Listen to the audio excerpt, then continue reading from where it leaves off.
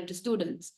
Following the completion of developments that have been going on for some time, in 2009, the company was able to offer a far improved service to students. The development include, now these are the developments they have done: a new dedicated 24-hour student helpline, an interactive website providing instant support to students, a new training program for staff, an electronic student enrollment system, an electronic marking system for the marking of student progress tests. The cost of marking electronically were expected to be 4 million less in 2009 than marking on paper. So they had this electronic marking system that they have installed. Marking expenditure is always included in the cost of sales. Extracts from the management accounts for 2008 and 9 are shown below. Revenue is given. Revenue has decreased. Cost of sales have also decreased. Gross profit has, however, very nicely increased. Indirect expenses have increased. Property-related expenses have decreased slightly. Staff training have increased significantly. Interactive website running costs have been a new cost. Student helpline running costs have been a new cost. Enrollment cost has decreased significantly. However, total cost has increased, due to which maybe the net operating profit has reduced, right? On 1 December, management asked all freelance tutors to reduce their fees by at least 10% with immediate effect. Freelance lecturers are not employees of the company, but are used to teach students when they are not enough of AT's own lecturers to meet tuition needs. All employees were also told that they would not receive a pay rise for at least 1 year. Total lecture staff costs, including freelance lecturers, were 41.663 million in 2008 and were included in the cost of sales, as is always the case. Freelance lecture cost represents 35% of these total lecture staff cost. In 2009, freelance lecture costs were 12.394 million.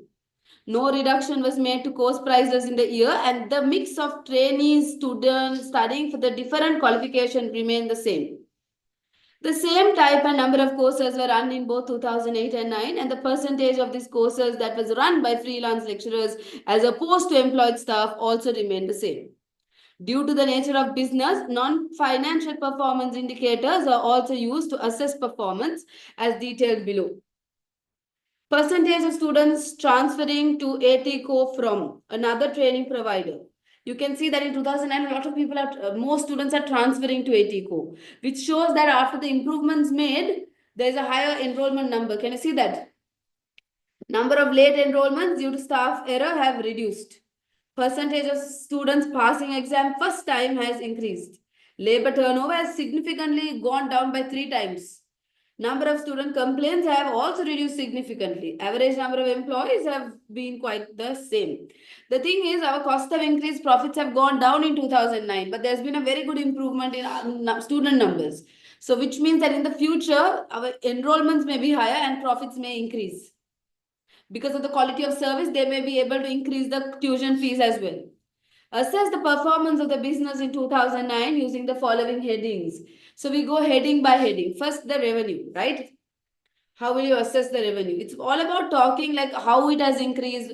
What is that increase good or not? Is it a sustainable increase or not? Right? If it has decreased, why you think it has reduced? What you know, that's how you have to answer. What can they do to overcome the problem? Right? What is this linked to? Revenue has decreased from this much to 72.025 in 2008 to 66.028 in 2009. That percentage decrease, it's very good to always calculate it just in the calculator and show the percentage decrease. There's been a fall of 8.3%. That gives you marks. That's just, you can do it in the calculator and calculate it. However, this must be assessed by taking into account the change in the market conditions, right? Since there have been 20% decline in demand for accounting training, they have told you, right, that accounting overall, 20% there's been a decline in students enrolling. But in their college, the revenue has only decreased by 8%. So compared to the overall market decline, their decline is not that great. Can you see that? So that kind of conclusion is very good to come to. Given this 20% decline in the marketplace, ATCO's revenue would have been expected to fall to 57.62 if it had kept in line with the market condition. Can you see that? If we want, the market fell by 20%. So ideally, AT's revenue also should have fallen by 20% to 57.62. But these guys, that didn't happen, meaning they have, the market condition, they fought it well. Can you understand? Comparing ATCO's actual revenue to this, its actual revenue is 14.6% higher than expected. As such, ATCO has performed fairly well given the market conditions. It can also be seen from the non-financial performance indicators that 20% of students in 2009 had transferred over from alternative training providers. Can you see that? You have got more students. This may be because they have heard about the improved service that ATCO is providing. Hence, they are most likely reason for the increased market share that ATCO has managed to secure in 2009. So you have to comment on the revenue. So you don't just say it has increased this to this and just stop it. It's not like that. You have to talk about why it has increased, right? Compared to the market, how it is the increase good or not? Can you understand? You have to talk about it. What else can you link this increase to? From the case, it's a maximum points that you can take. You have to always link. This may be due to this, right? You have to write your answer in that manner to get the full marks. You can't just say that revenue has increased and then that's good. That's not what they're expecting. They are expecting you to give a overall answer. Compared in this given situation, how well have they done in terms of revenue? Cost of sales. Cost of sales has decreased by 19.2%. That percentage decrease and increase, it's very good to calculate that, right? This must be considered in relation to the decrease in revenue as well. In 2008, cost of sales represented 72.3% of revenue, and in 2009, this figure was 63.7%. 1 minute. One moment.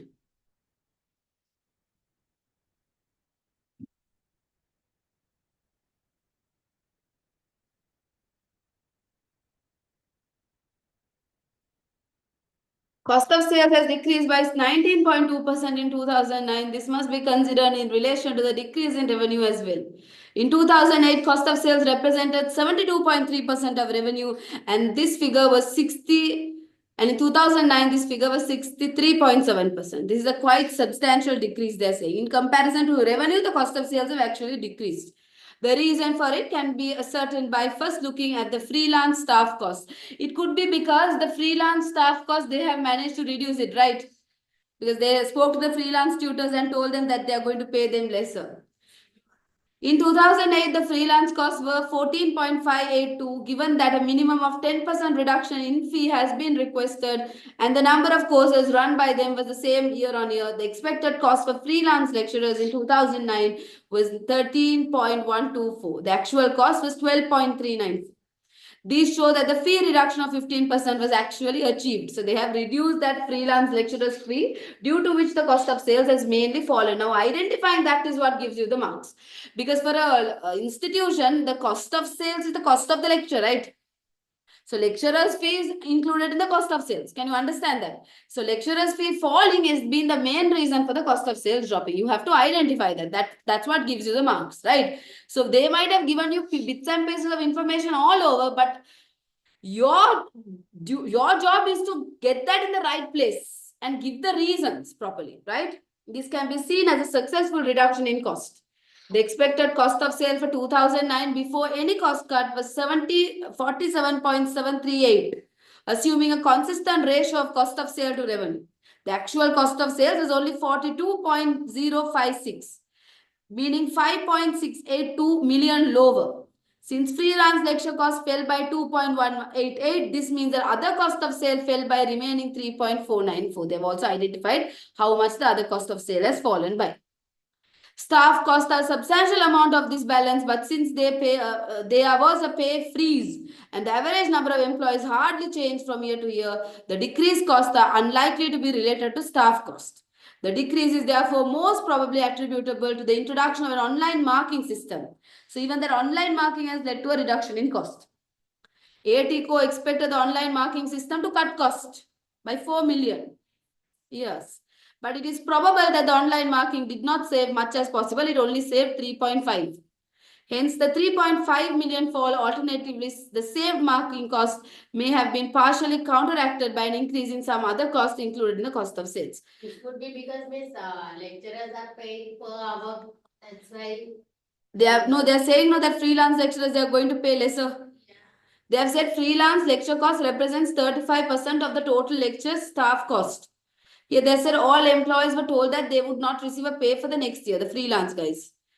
The total lecture staff cost including freelance was 41.663 in 2008 and were included in the cost of sales. Freelance lecture cost represents 35% of the total staff cost. So we have to take 41.663 into 35%. We will see how much. So the reason why this cost would have 41.663 into 35%. 14.58 is the freelance lecture cost included in this 41.663. But the actual freelance lecture cost in 2009 was 12.394. So that means it has reduced by how much? 2.18. That's what it has reduced by. No reduction was made to cost prior to the year. So they have identified it very correctly that the freelance lecture cost have fallen, and that is the main reason for the fall in the cost of sales. Yeah. 41 to 12? 14, not 41. 41 is the total staff cost. In that, 35% is only lecture cost in 2008. Okay. The remaining cost of sale has fallen, they are saying, because of that marking cost that has fallen. So if we elaborate, what I was asking is, if we elaborate on the marking cost thing, that why marking cost has reduced? Would it be because of those lectures are paid? No, marking cost has reduced because they've introduced the online marking system. So you don't have to pay markers, no? You can just mark it online. Like for example, MCQs are marked online, so you don't have to pay someone to mark it, right? Can you see that? Next one, they're asking to comment on gross profit. As a result of the above, gross profit margin has decreased from 27% to 27.7% to 36.3%. This is a big increase and reflects very well on the management. How can this give marks? This is just... They have not elaborated much on the gross profit because gross profit is affected by revenue and cost of sales. Can you understand? So we have already detailedly explained about revenue and cost of sales. Can you understand? Indirect expenses. So indirect expenses they are asking you to comment on, and it includes a lot of expenses. No? So talk about everything one by one. First, they have taken marketing costs. These have increased by 42.1% in 2009. Although this is a quite significant increase, given all the improvements that ATCO has made to the service it is providing, it is very important that potential students are made aware of it. So marketing costs have increased. But it's a good increase because after they have done so much, you have to let others know, right, that we have improved. So it is something that it's a part-time parcel of that improvement. Right? And are made aware of exactly what the company now offers. The increase in marketing costs have been rewarded with higher number of students. So it has been a worthwhile expenditure relative to the competition in 2009, and these will hopefully continue increasing next year. Since many of the benefits of marketing won't be felt until the next year anyway. The increase should therefore be viewed as essential expenditure rather than a cost that needs to be reduced. So it's an essential increase, right? Property costs, these have largely stayed the same in both years. Staff training, these have increased dramatically by over 2 million, a 163.9% increase. Why? It is also needed, right? Because they have introduced a lot of systems. You need to train the staff. However, ATCO has identified that it had a problem with staff retention, which was leading to a lower quality service being provided to students. Also, due to the introduction of the interactive website, the electronic enrollment system, and the online marking system, staff would have needed training on these areas. If ATCO had not spent his money on essential training, the quality of service would have deteriorated further and most staff would have left as they become increasingly dissatisfied with their jobs. Again, therefore, this is the essential expenditures. You have to elaborate on that point and tell that these expenses are necessary. Okay. Then, given the number of student complaints has fallen dramatically in 2009 from 84 to, 284 from 350. Student complaints have fallen drastically, right? The staff training appears to have improved the quality of the service provided to students. So it has been a worthwhile expenditure. Although the expense has increased, it's not a bad increase. Can you understand that? So this is what the examiner wants you to do, to assess the performance in terms of performance. So just because cost increase, we don't say it's bad. Can you understand? If it's a requirement or if that cost is leading to higher sales or higher quality or good image, then you have to say that this cost was essential. So despite the cost increasing, right, it has been valuable to the company. Identifying that is what is important, right? Being provided to students. Next, interactive website and student helpline. These costs are all new this year. Can you see it's been incurred for the first time? It's been incurred last year. They had not incurred it. But again, that's important, right? I feel because they have done well despite this. Being provided and visibly improved pass rates. Therefore, given the increase in the pass rate for the first time passers, pass rates have increased significantly as well. By about 12% it has increased. This alone 1 year. It has been only 1 year since they implemented. And still that improvement is visible improvement. It can be said that these developments have probably contributed to this. Also, they have probably played a part in attracting new students and improving revenue. Enrollment costs have fallen dramatically by 80.9%. This huge reduction is a result of the new electronic system being introduced. This can certainly be seen as a success, as not only has it dramatically reduced costs, but it has also reduced the number of late enrollments from 297 to 106. They have reduced the amount of enrollments as well. So this enrollment costs have reduced significantly. So that has been a good improvement, right? Late Enrollment costs have reduced. Why has that enrollment cost reduced? Because of the new electronic system, students are not enrolling at last moment. Number of late enrollments due to staff error has reduced significantly. Due to that, the enrollment costs have fallen. So that number of enrollments due to staff error has also reduced. Why? Because of the new systems in place. So it's okay for them they have spent more, but the cost is totally justified. Can you understand? Then the indirect expenses, we spoke about it. Then finally, the net operating profit. This has fallen. Now profits have fallen, right? Why? Because of the increasing cost. But there's a good thing. Our student numbers have increased this year in the first year alone. So despite profit falling this year, we could see higher number of profit next year because more students get to know. Our quality of service, our ways of performing has all increased. There was a big increase in the number of students coming in from other institutions, right? So next year, we're likely to see a bigger number moving. This has fallen on the face of it. It looks disappointing, but it has to be remembered that ATCO has been operating in a difficult market in 2009. They told you market has contracted by 20%. Despite that, these guys are doing better. It could easily have been looking at a larger loss. Going forward, staff training costs will hopefully decrease because now they're just training, right? Because it's new. But in the future, that cost also will drop significantly. Also, market share may increase further as word of mouth spreads. Everyone gets to know that they're better about improved results and service at ATCO. This may in turn lead to a need for less advertising and therefore lower marketing costs. It is also apparent that ATCO has provided the student website free of charge when it should have been charging a fee for this. So first year, it's part of their promotion cost, which has led to a lower revenue this year. The moment they start getting popular, and then they can charge for it. So although they're making losses now, their new system is likely to give them profits in the future. You have to identify those, right? The cost of running it are too high for the service to be provided free of charge, and this had a negative impact on net operating profit.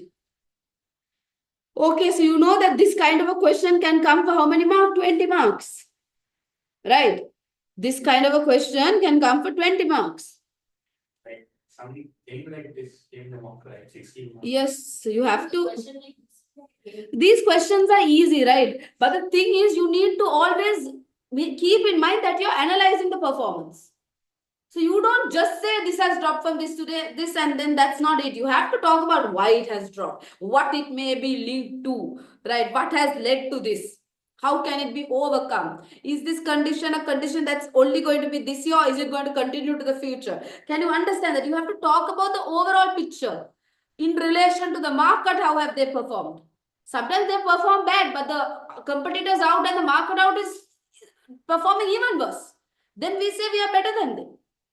Can you understand? So you have to judge the performance in terms of conditions, right? And you have to properly, in terms of that particular situation, let's say they've made an investment now, then like the first year they make the investment, we do not see results.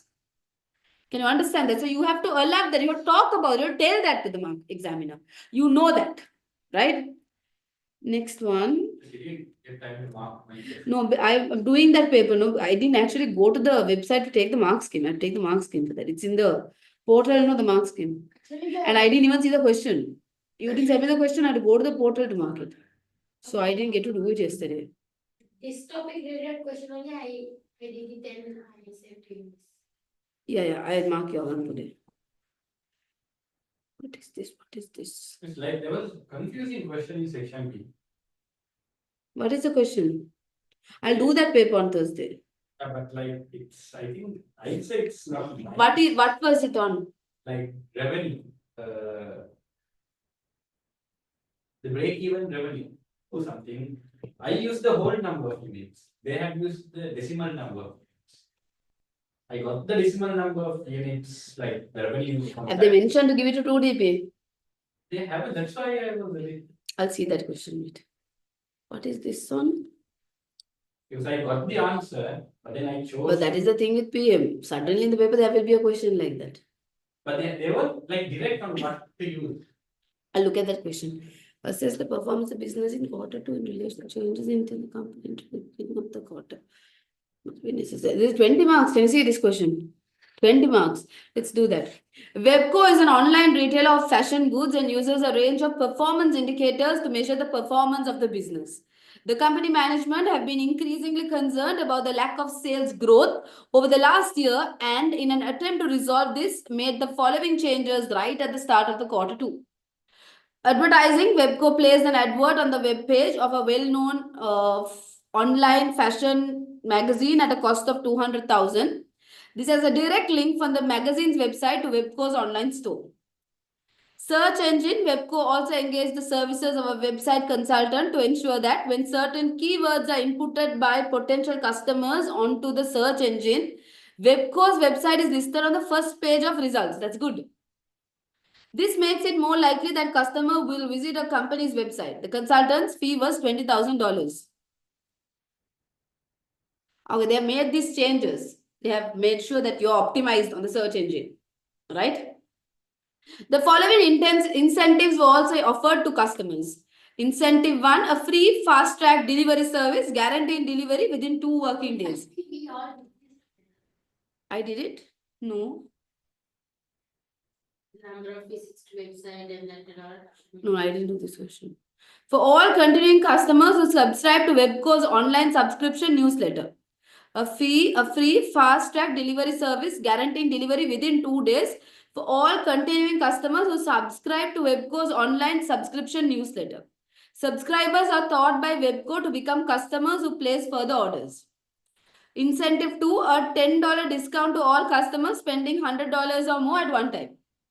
The result for the last 2 quarters are shown below, quarter 2 being the most recent one. The results of quarter 1 reflect the period before the change, and the incentives detailed above took place and are similar to the results of other quarters in the preceding year. So quarter 1, then quarter 2 is after the change. You can see after the change, revenue has increased. In 1 quarter, it has increased by 500,000. Net profit margin has reduced, maybe because of the investment. Total number of orders from customer has increased. Total number of visits to websites have increased. Conversion rate has reduced. The percentage of total visitors accessing websites through magazine link has increased. Number of customers spending more than 100 per visit has increased. Number of subscribers has increased like 3 times. Right? So assess the performance in quarter 2 in relation to changes and incentives that the company introduced at the beginning of the quarter. State clearly where any further information might be necessary. Like for these kind of questions, they get right. Performance, metric, and those stuff. But this is not like that. No, this they're asking just to assess. They can give you questions like this also. I feel like You have to assess the financials and non-financials at that point. You don't have to use any balance scorecard. They have not told you. You have to just assess one by one whatever you can assess here. Basically, you have to assess this: the net profit, the revenue, the net profit margin, total number of, like, every single point here. Each of this you have to talk about. Looking at this question, I feel like we can think about Uber Eats and do this. Like visitor to purchaser, that is like so accurate. Total revenue first. Okay, so we are going, can you see they have gone like one by one. They assess the total revenue, net profit margin, like that. That's how you do this kind of question, because it's not only financial. They're just asking you to assess the overall performance. Right? Web has made 2 changes and introduced 2 incentives in an attempt to increase sales. What are the 2 changes they made? First thing, the advertising. Webco placed adverts on the web page of a well-known online fashion magazine at a cost of $200,000.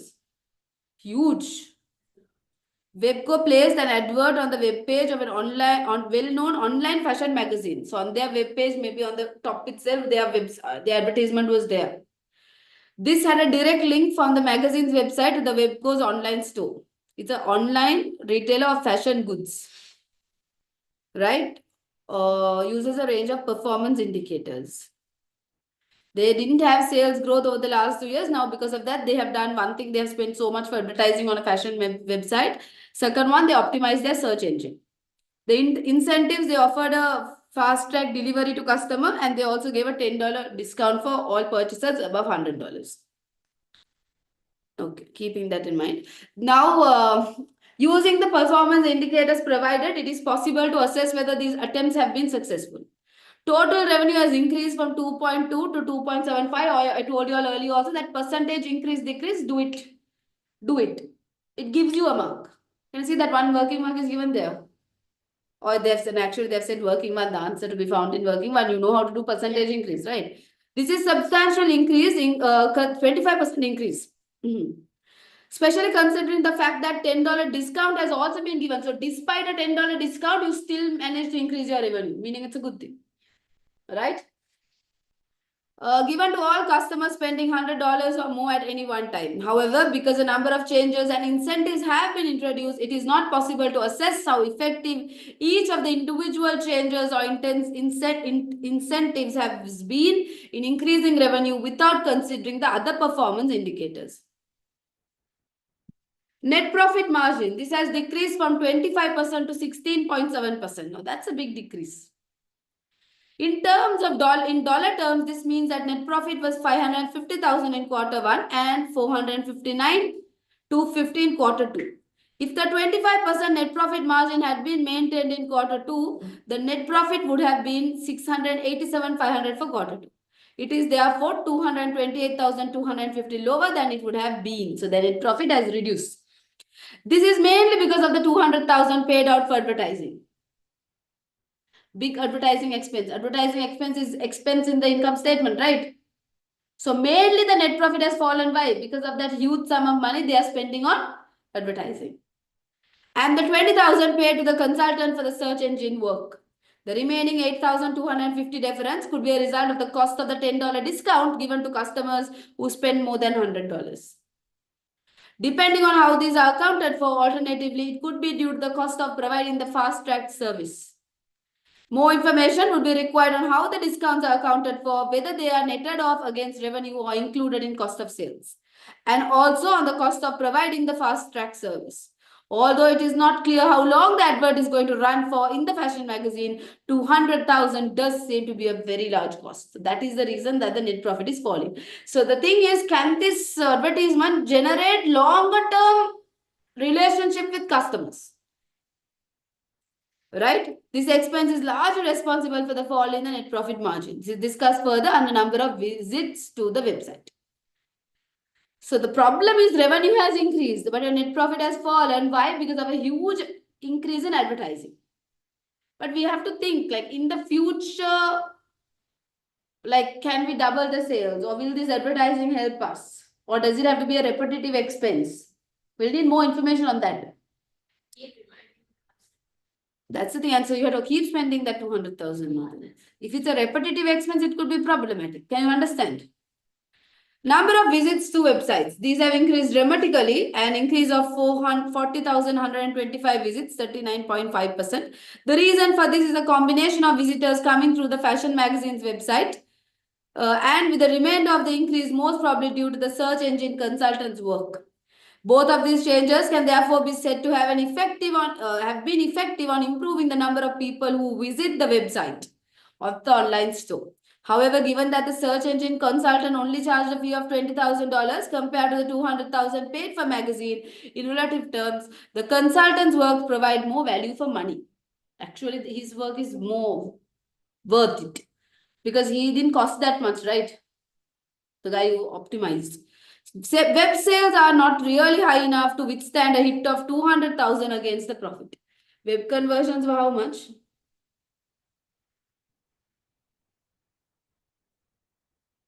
No, this is the website. Through magazine link, only 19.9% have come.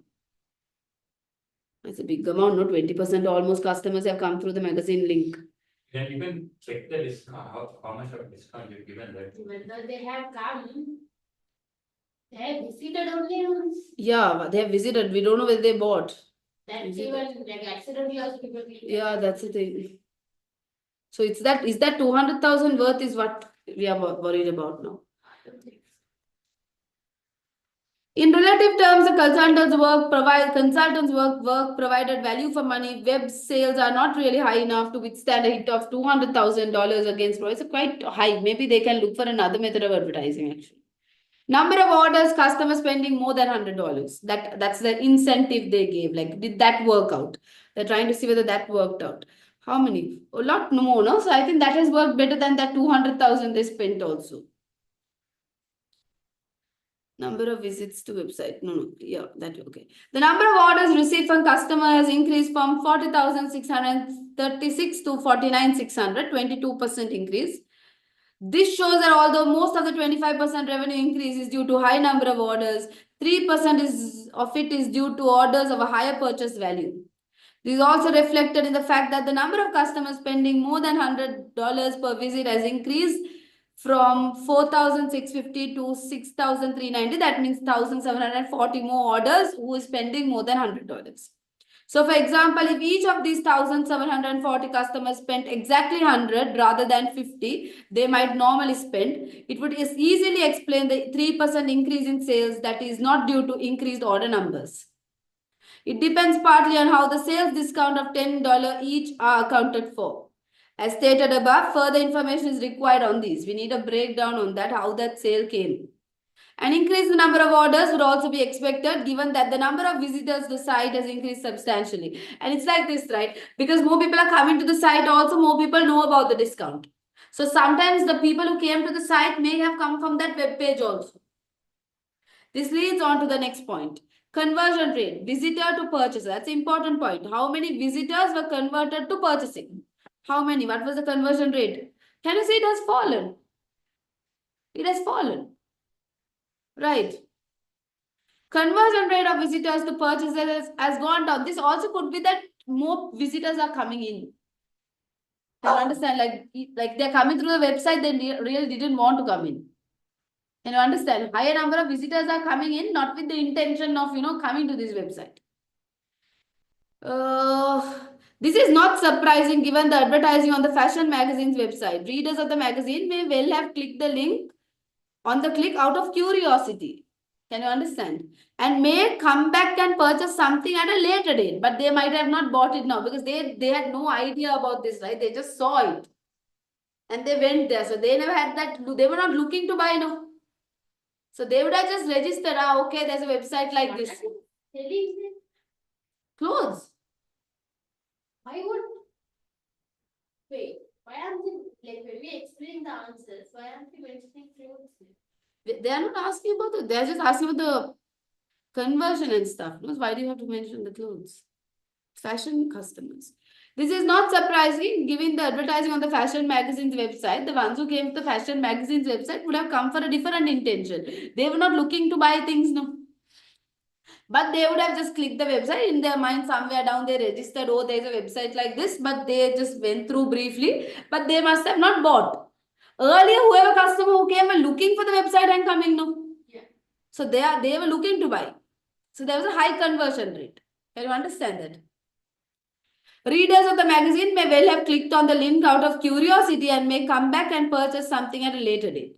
It may be useful to have a breakdown of the visitors to purchaser rate. How many visitors from the website purchased? If they had given that, then we have a better understanding. Can you see that? Showing one statistic, they told to tell whenever you thought that they could have given more information. So here they could have told us how many visitors from the website purchased. Then we will really know whether that website was worth it or not. Who have come from the online magazine and one for those who have not. This would help clarify the position. Actually, if we had that information, we can make a clear conclusion. Whether that fashion magazine actually helped. We spent $200,000 there, no? Subscribers to online newsletters. These have increased by a massive 159%. It is not clear what impact this had on the web business, but we do not know whether the level of repeat customers have increased. Subscribers, why are they subscribing? Because next time also they want to keep alert. Again, they have not given us the number of repeat customers. This information is needed. Surprisingly, it seems that there has not been an increased cost associated with providing fast track delivery, as the whole fall in net profit has been accounted for. So one can only assume that web managed to offer this service without incurring any additional cost. That fast track delivery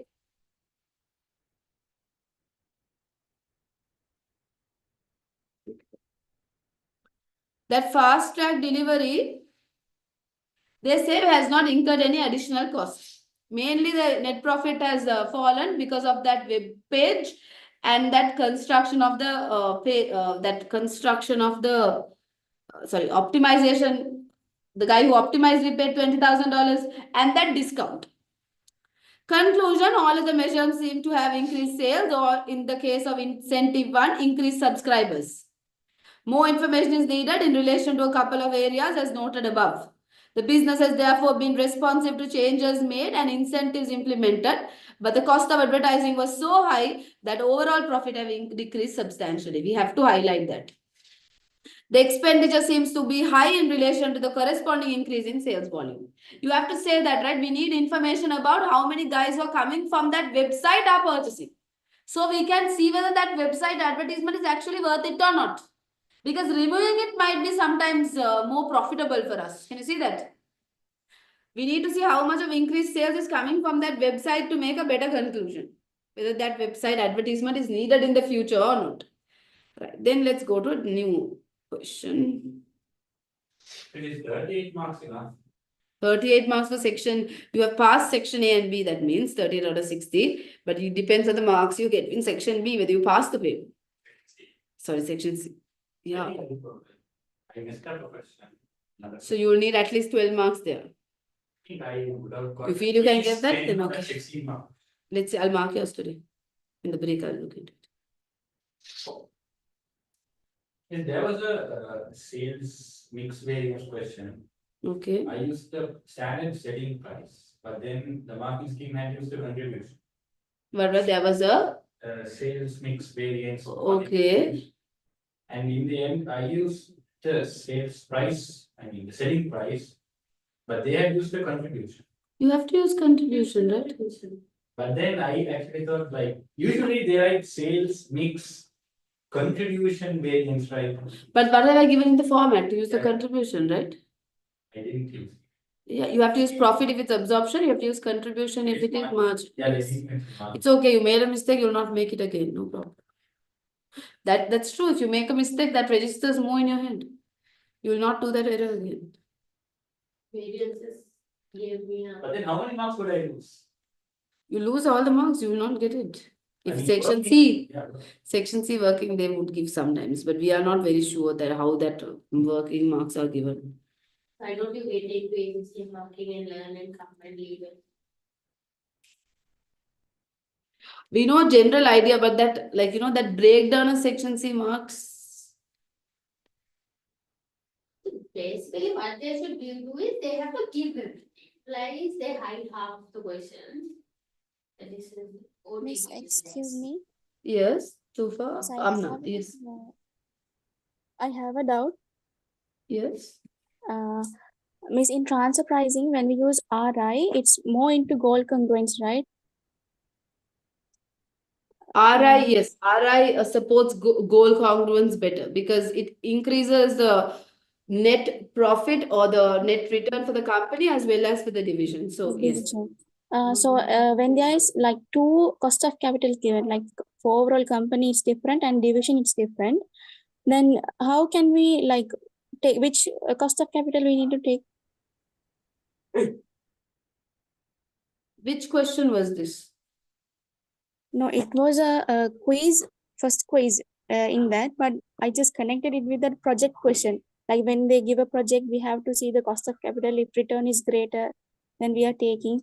So when two cost of capital given, so which one I should take? Have they given it a question like that? Because in general, they'll only give you one cost of capital because there can't be two cost of capitals. Okay. One In cost most of the question, only one cost of capital is given, like part C and everything. And there's Yeah. one case where they have told the cost of capital of division, and then the overall company is little bit different, like 14% and 13%. Can you tell me which question that is? It's in a quiz. Yeah, quiz, first quiz. Quiz number. In transfer pricing, quiz 1. But the question is like they have asked to find the RI. Asked us to find the RI, Yeah, not but connect. still, why have they given two? Wait, I'm just putting random answers. Where is it? This one. Hmm. Which quiz? Practice. Where is this question here? This Ma'am, one. I'll tell. Chapters, pricing, quiz. Quiz or practice? Quiz thing here. Ma'am, I just marked that one. Send me that question I want to see because I just. Shall I send you a screenshot in WhatsApp? Yeah, send it to me on WhatsApp. Let me look at that question. I just want to see the question. Okay. Because why would they give it like that?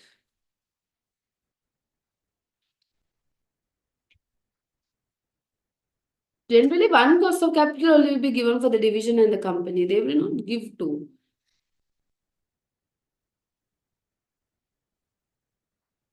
Again, variances, do we have to write favorable or adverse? What? In variances, do we have to write favorable or adverse? Like if we put minus and stuff, maybe. Variances, if you put minus, but still write that was favorable. Let me see this question. Okay, ma'am, I was saying you. Yeah, I got it.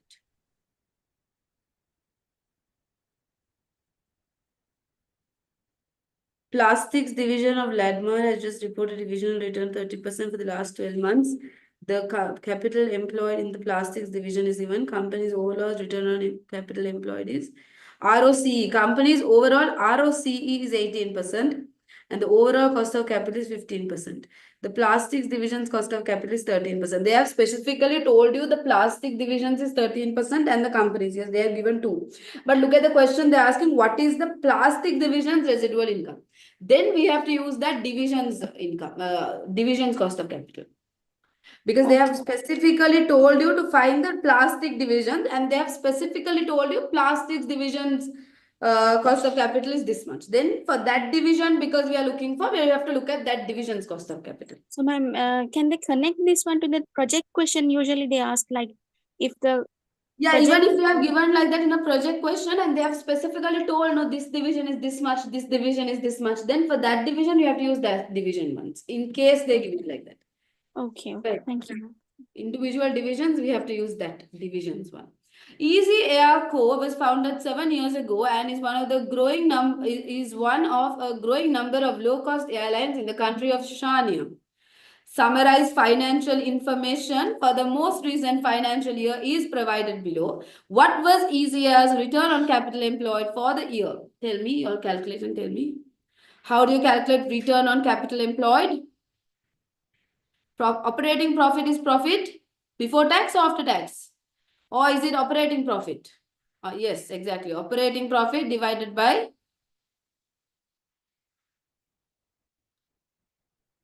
is capital employed directly given here? Where? Plus 100. What's the capital employed? Capital employed, how do you calculate? 2,100 minus 300. Through 400. What's your balance sheet? How do you balance it with the non-current liabilities? Plus equity. Plus equity. Non-current liabilities plus equity if you are taking that way. It's 2,400. So what's your return on capital employed?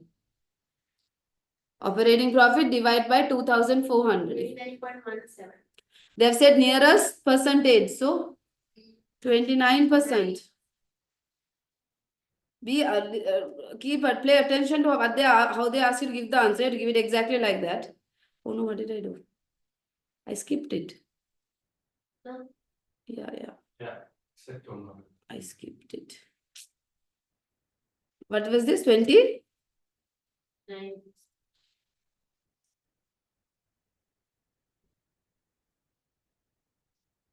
What is the asset turnover ratio? The ECR's asset turnover has been calculated as 1.9 times. What was ECR's operating profit margin? How do you calculate operating profit? Operating profit margin is operating profit divided by revenue. But do you have revenue here?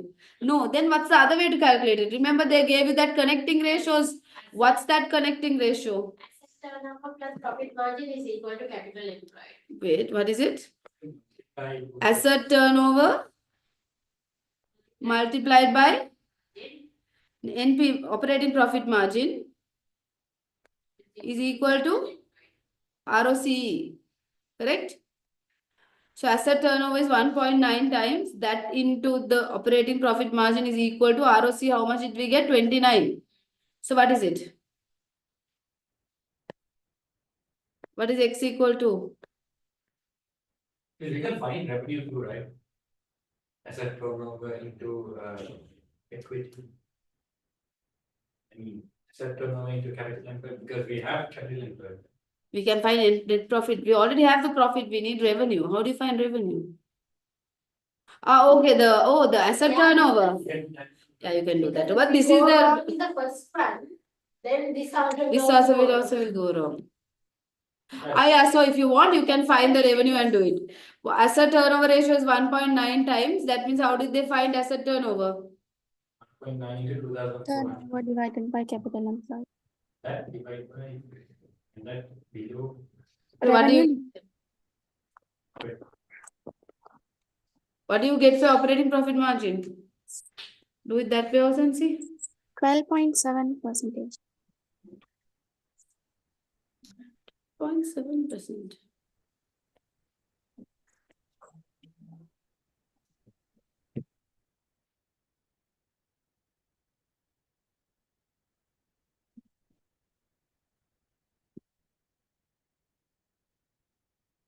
How do you get asset turnover? What's the formula of asset turnover?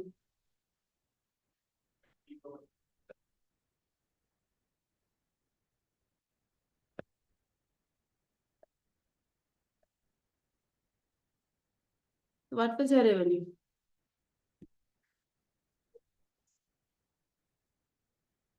$4,560.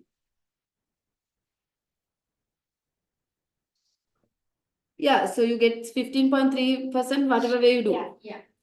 Okay. So if you did it this way, but ideally this is the shortcut method. But here thing is, if this 29% is wrong, this sum also goes wrong. If you're doing this, how do you enter in the calculator? 0.29 divided by 1.9. Why 0.29? Because it's percentage. So it comes as 0.1535, 0.1535, meaning 15.35%. Nearest percentage, we take it as what? 15.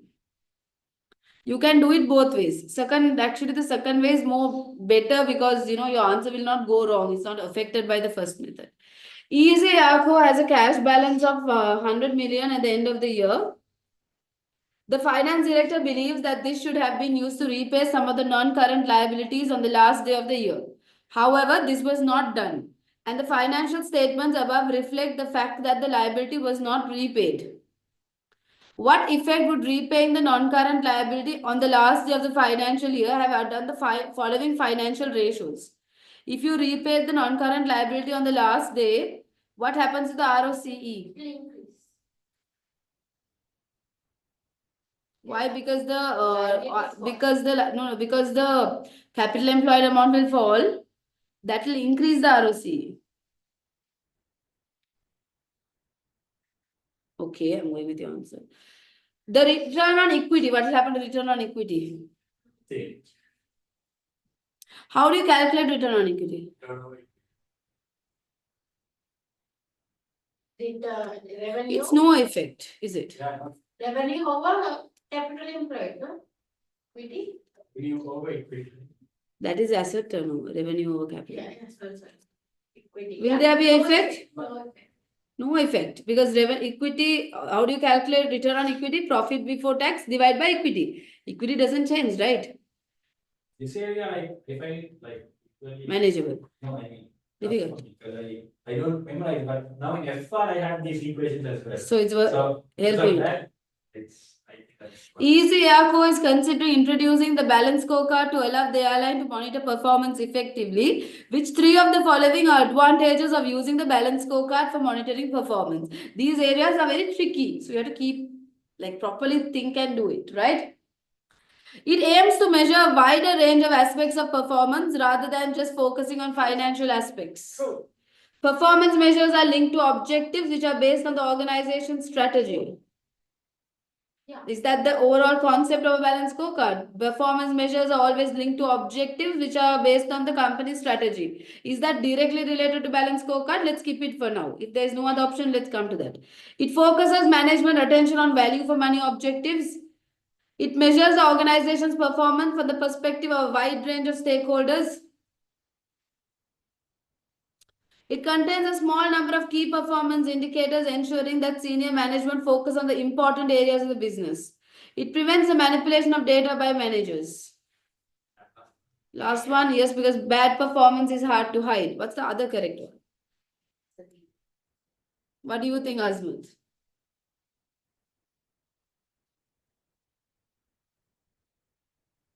It could be.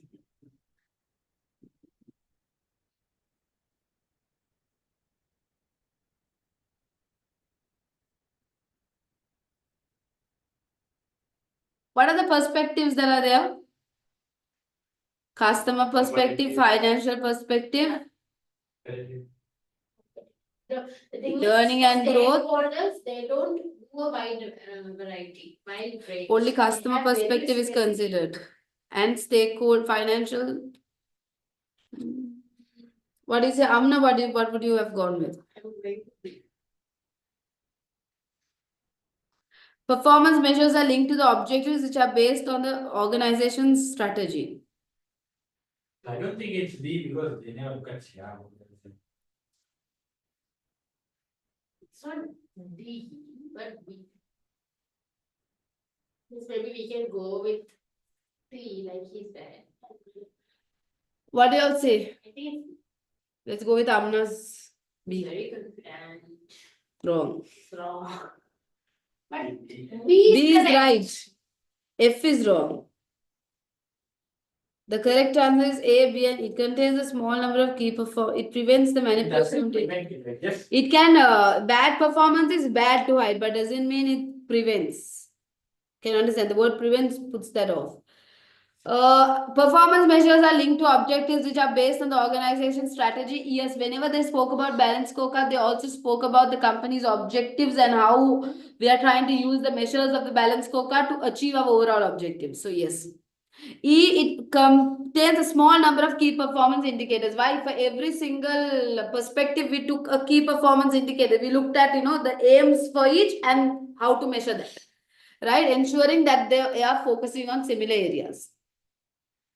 Why F is wrong is because it doesn't basically prevent.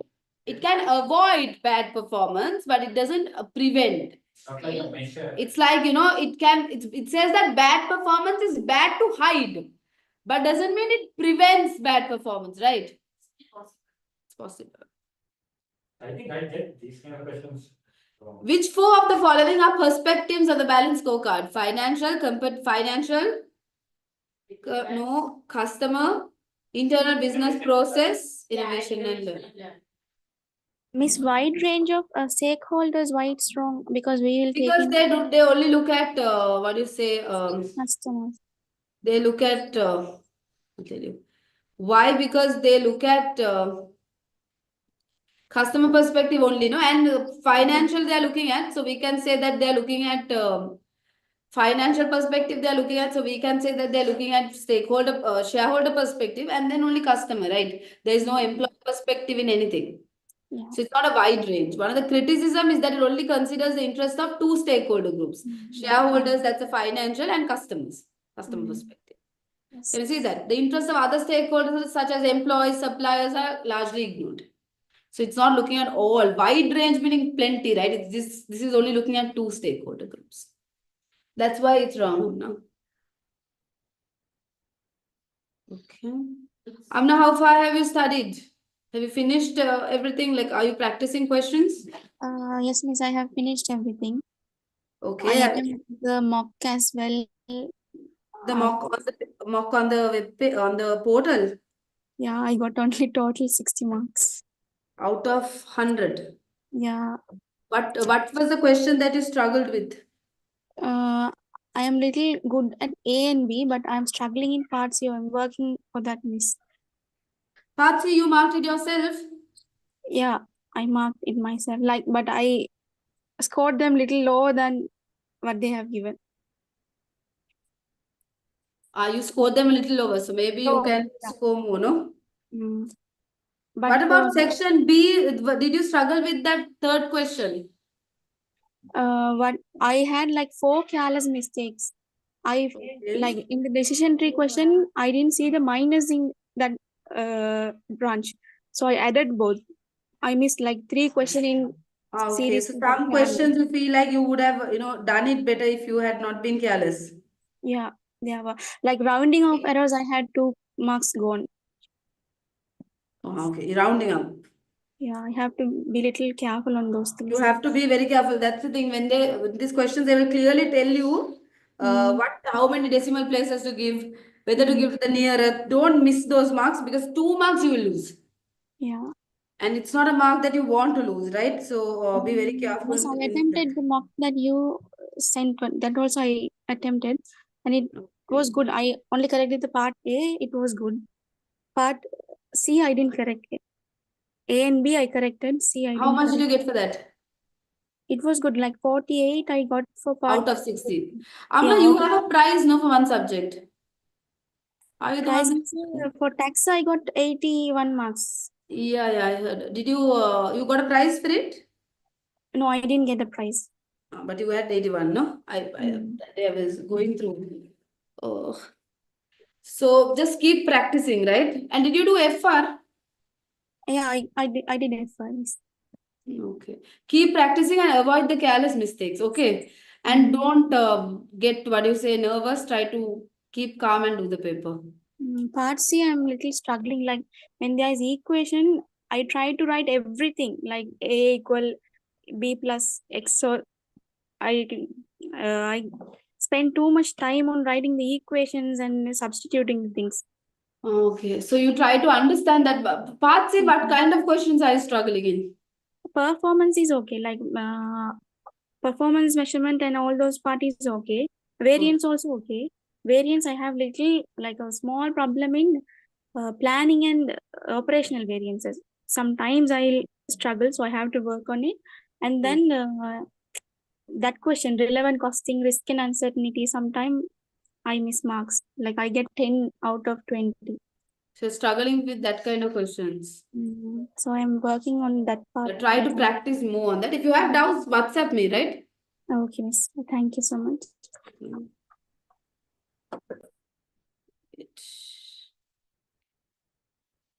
How about transfer pricing? How is transfer pricing for you all?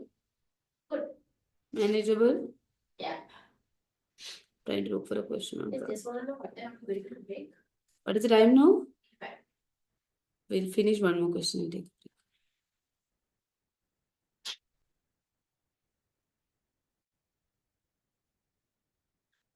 Okay, let's look at a question on transfer pricing. Shall we look at a section C question on transfer pricing? Because everyone's saying section C is the tough one. Section C is the tough one. Here's Co and there's one called Briscoe. Transfer Abel and Baker we did, no? Abel and Baker we have done. Washco. Let's look at this.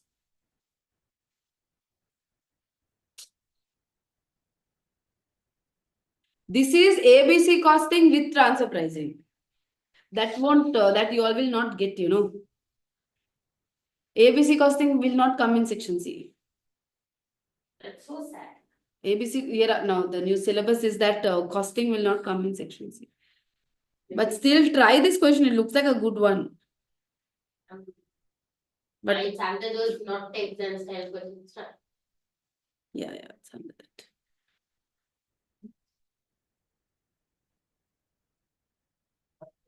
Additional non-exam style questions.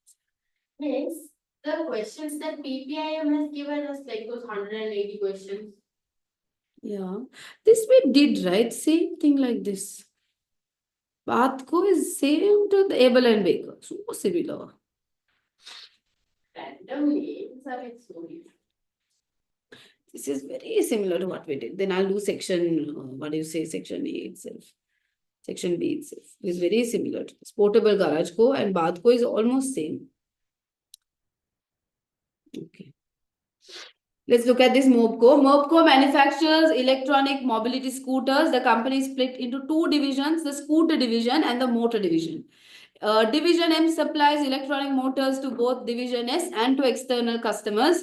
The two divisions run as autonomous profit centers. Division M has the freedom to decide how many motors to sell to Division S and how many to sell to external customers. Division S may buy motors externally or from Division M. Details of the two divisions are given below. Division S's budget for the coming year shows that 35,000 electronic motors will be needed. An external supplier would supply these to Division S at $800 each. Division M has the capacity to produce a total of 60,000 electronic motors per year. Details of Division M's budget, which has just been prepared for the forthcoming year, as follows. Budgeted sales volume 60,000, selling price per unit for external sales of motors 850, variable costs for external sales 770. Variable cost per unit of motors sold to Division S is 30 per unit lower due to cost saving on distribution and packaging. Internal variable cost is different.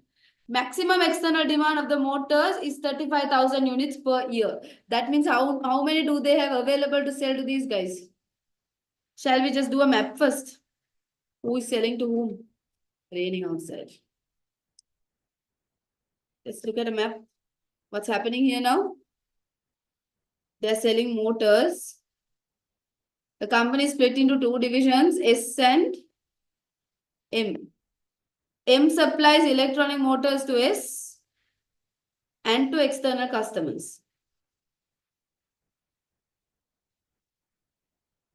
And the two divisions run as autonomous profit centers. M has the freedom to decide how many motors to sell to S and how many to sell to external customer. S may buy the motors either from M, so they can buy it from here internally, right? Or they can even get it from outside. SL's budget for the coming year shows that 35,000 electronic motors will be needed. They need how much? 35,000 they need to buy. M has external sales of how much? 35,000 external sales. Total capacity of production is what? 60,000. So how much can he sell internally? If he gives priority to external sales, how much does he have to sell internally? Only 25,000. Can you see that? So 25,000 they'll be okay to give to S, but the remaining 10,000 S has to buy from outside then. But we have to see what is M prioritizing. If external sales revenue is income is greater, he will first sell externally, right? And second priority to internal spare capacity. If the transfer price for the motor is set at 760 per motor, externally they are selling for 850, right? External contribution sales is 850. External variable cost is 770. What's the external contribution? When they sell externally, what is their contribution? 80. Yeah, 80. 80. Internally, if they sell, what is their contribution? Internal selling price, if it's 760, internal variable cost is how much? 770 minus 30. 740. So internally, when they're selling only a $20 contribution. So what is their first priority? External. If the transfer price for the motor is set at 760, how many motors per year will M be willing to sell to S? 25,000. Only the 25,000, correct? Only that extra. Because their first priority is what? External sales, right? When's the PM exam? Wednesday or Thursday? You all don't know still. I have not Wednesday. Wednesday. How many motors should M supply to S in order to maximize group profits? 25,000. 25,000, right? When is it research like that in both the systems? I don't know, this will not come otherwise. For group profits also, first priority should be this. But wait, we have to see if they are buying outside, how much are they buying for?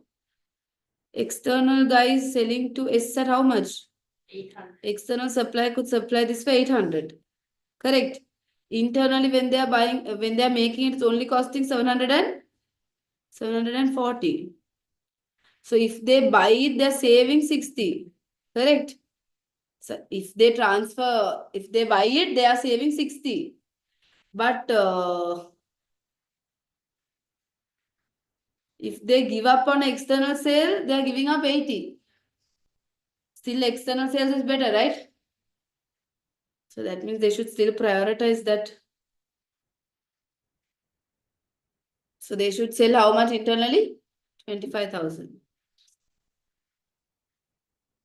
Even to maximize group profit, it's better to sell that only internally. Not why isn't this moving to the next part? I have not put it here. It doesn't go like that. I don't know. Assume M has the capacity to produce 28,000 motors. Head office has now introduced a new policy stating that M must sell 35,000 motors per year to S. What? Assume M has spare capacity to produce 28,000 motors. How come that means it's not 60? We are just seeing that M has spare capacity to make 28,000 motors. Head office has now introduced a new policy stating that M must sell 35,000 motors per year to S. They only have 28. But if M wants... Extra. Oh, they're talking about the extra. Extra, 7,000 extra. Just the extra, right? Yeah. Spare capacity. If M wants to set a total... If it wants M to set a total price for all the 35,000 motors, what is the minimum transfer price M would be willing to sell 35,000 motors to S at? It will be the internal variable cost. Internal variable cost plus what? Plus what? Opportunity cost from external sales. Lost opportunity cost. That's going to be just for 7,000. If we don't have spare. Total transfer price they are asking, no? But wait, they are saying M has spare capacity to produce 28,000 million. So that means 28,000 anyways they are going to give to these guys. Okay? No, I think. Yeah, so only for 7,000 there will be a lost opportunity cost. Yeah, okay. So for the first 7,000, for 28,000 there is spare capacity, right? For the one that has spare capacity, they will transfer at how much? 28,000 into, they will be willing to transfer at simply the internal variable cost. Because that they have spare capacity. What is the internal variable cost? 740. That they are okay to sell at that price, correct? But the one that they have no spare capacity for, that is how many? 35 meaning 28, okay. 7,000, no? That 7,000, they will be willing to transfer at the internal variable cost plus the lost opportunity cost, which was how much? 80. So how much? What's the total transfer price then?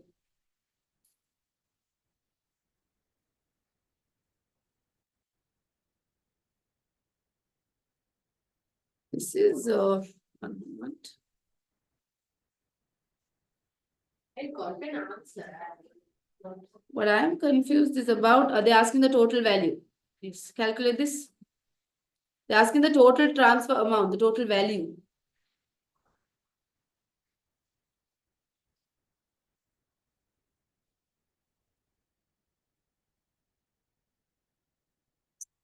Getting big amounts, no? 28,000 into 740. 20. Yeah. No, better not. In the box, if you're putting, don't put.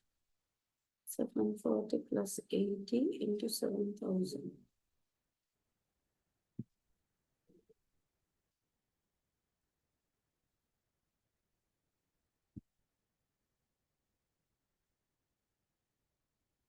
How much is it coming to? 26,460 Correct, right? That's the answer. Can you see that? Why? Same thing what we did, they did. So 28,000 at 740, 28,000 at 740, and the remaining 7,000 at 740 plus 80. Meaning 7,000 up How did I get this 7,000? from minus from the 35,000, no? They want to sell. In that 28,000 already spare capacity is there. So the spare capacity we evaluate the internal variable cost. The other 7,000 they will not be able to sell outside. So that other 7,000 that they are selling internally, they are incurring the variable cost and also they are giving up an opportunity cost. So that we are valuing at the higher price. Okay. yeah, I got it, but 35, why have they given like that 28,000 is the extra spare capacity, or you're forgetting about that 6,000, meaning we only have 28? They are saying that the spare capacity is 28. That means more than that, if they are selling, they have to stop the internal sale and sale. The external sale and sale. This is the extra they have. After selling externally, the extra amount they have 28,000. Earlier extra amount was 25, no. Now they are saying the extra is 28 after selling externally. So if you are selling more than 28,000 internally, you have to give up from external sale. Which three of the following are objectives of a good and ethical transfer price? To ensure that decisions taken by divisional managers are in the interest of the organization as a whole. To assist managers in budget preparation. To give divisional managers autonomy in making decisions about trading with other divisions. You have to give them autonomy. To encourage divisions within an organization to trade with each other rather than buying or selling externally. To allow a fair measure of divisional performance. To transfer profits in low tax jurisdictions. So the three we selected, right? Correct. With that, we'll take a break, and after the break, we'll continue. It is 3:20. Come back at only 15 minutes, 3:35.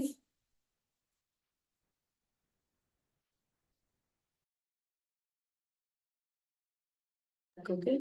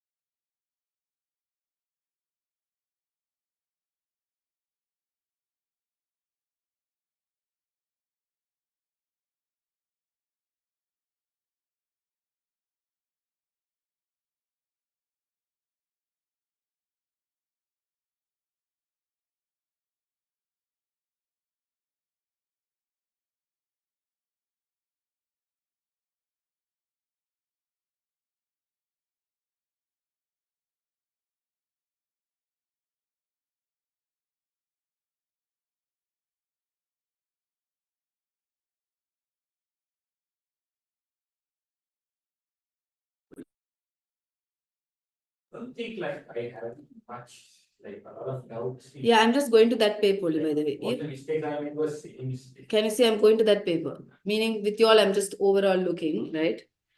What with the doubt areas, I'm just looking on that. The thing is, if I order food now, it will come on time.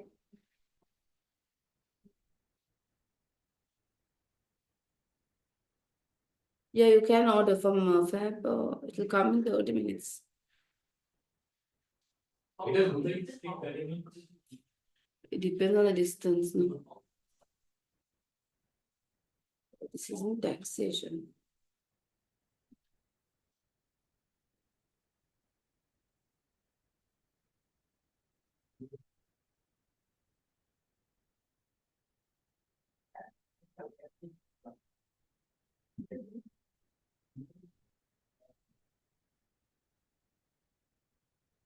I also prefer if you all are here because otherwise we'll just have to be speaking. But it's What if we shut up?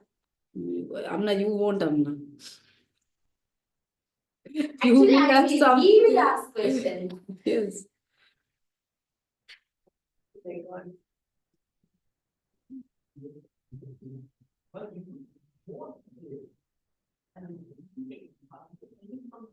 Oh, I don't thought of it.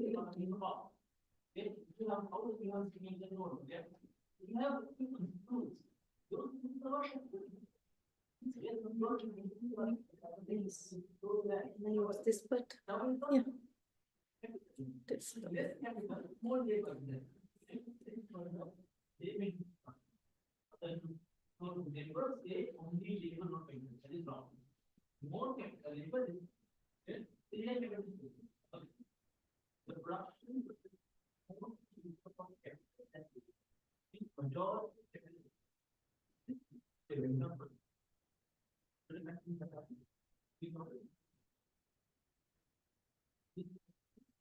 This. This practice platform.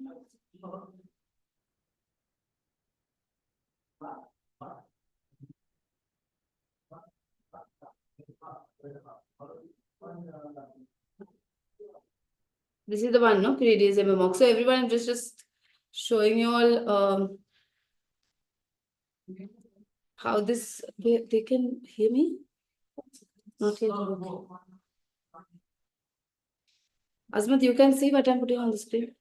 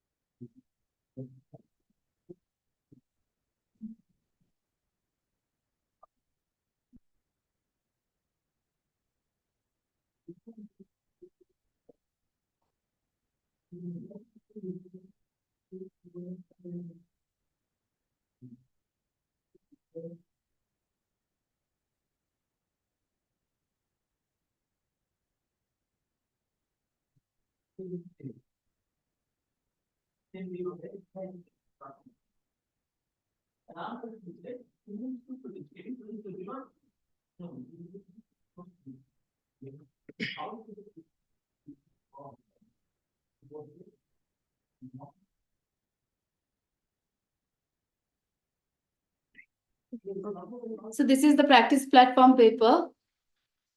Look. Right. So this is how it looks, and this is how your actual exam will also look. Right.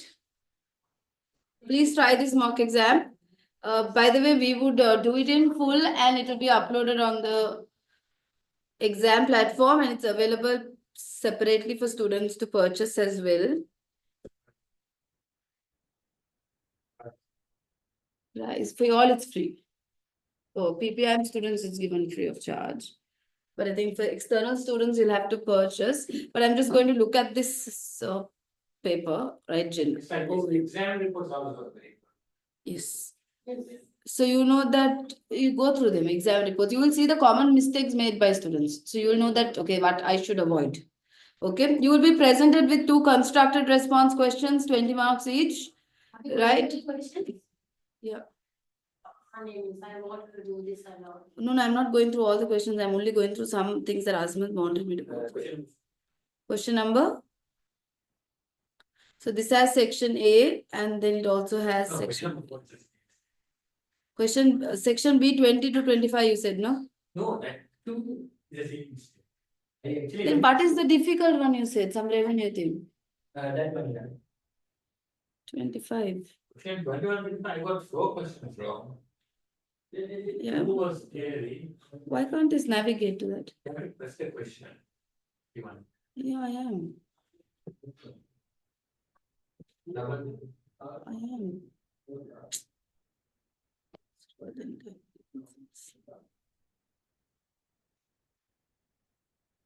What's difficult in this? Contribution per bottle of water. And they ask, No, not this one, I got the answer.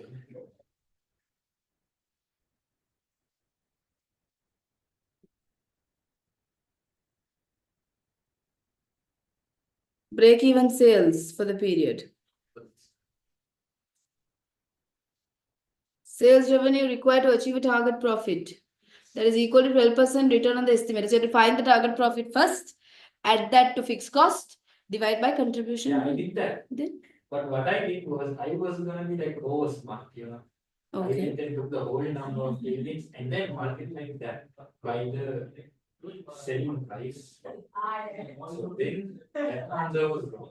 You have to take 12% of the initial investment as target profit. Yeah, I did take that. I did everything. Then what did your contribution went wrong? No. Then? So you get the unit. What's the formula for sales revenue required? You have to take fixed cost plus target profit divided by is this 2 products. Then divided by the CS ratio. I didn't make a mistake.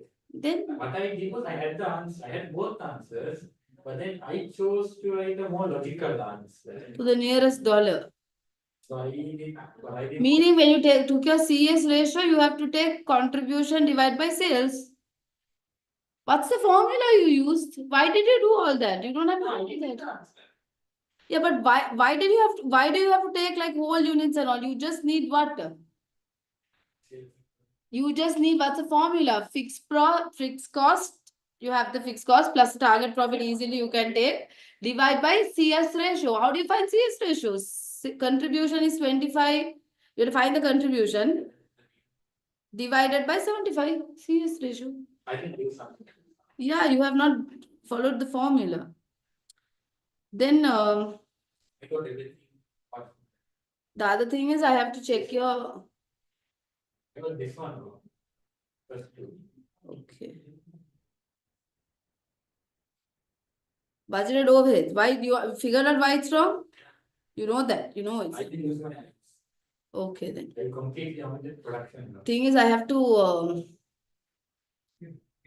Miss, there is a question like Yeah. Any sixth, other question you have, Amna, with regard to this? To clear?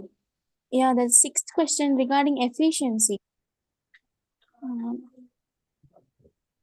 I don't know why it's not loading. So you won't do it without the application. That's about right.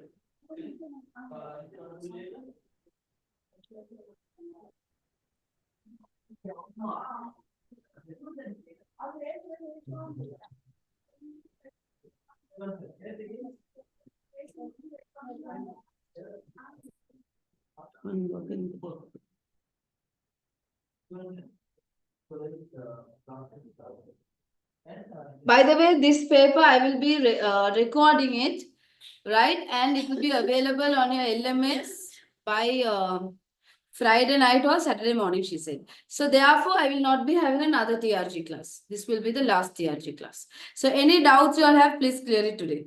Because today will be the last TRG class. You have sent me doubts? No, that question, that's it. This girl who, I'm not take a picture of that and send it to me. This is not loading. Okay, Miss, I'll send it. Send it to me. When you're in the CP practice, you can't go back. Yeah, I don't know. It's not loading. That's the thing. Any other now? I think I have done questions from pretty much all the areas, transfer pricing and everything. Okay. So you all tell me now what other area do you all need some extra revision from? I did just now. I did a question on transfer pricing, and did I do a question on ROI? So now that is not easy, miss. I think I get confused in variances. You all want me to do further questions on what area? Tell me. I just did transfer pricing as well. What do you all want me to do further questions from? Where?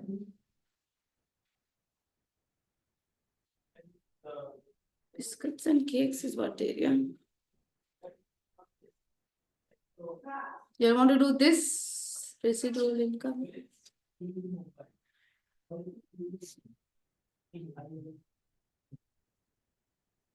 Shall I resend my question? Yeah, recent. Which of the following is least likely to be used as a non-financial performance indicator for measuring the efficiency of a public hospital that is under the management of Health Ministry of Greenland? What is likely to be less likely to be used for measuring efficiency? What is efficiency? Efficiency is what?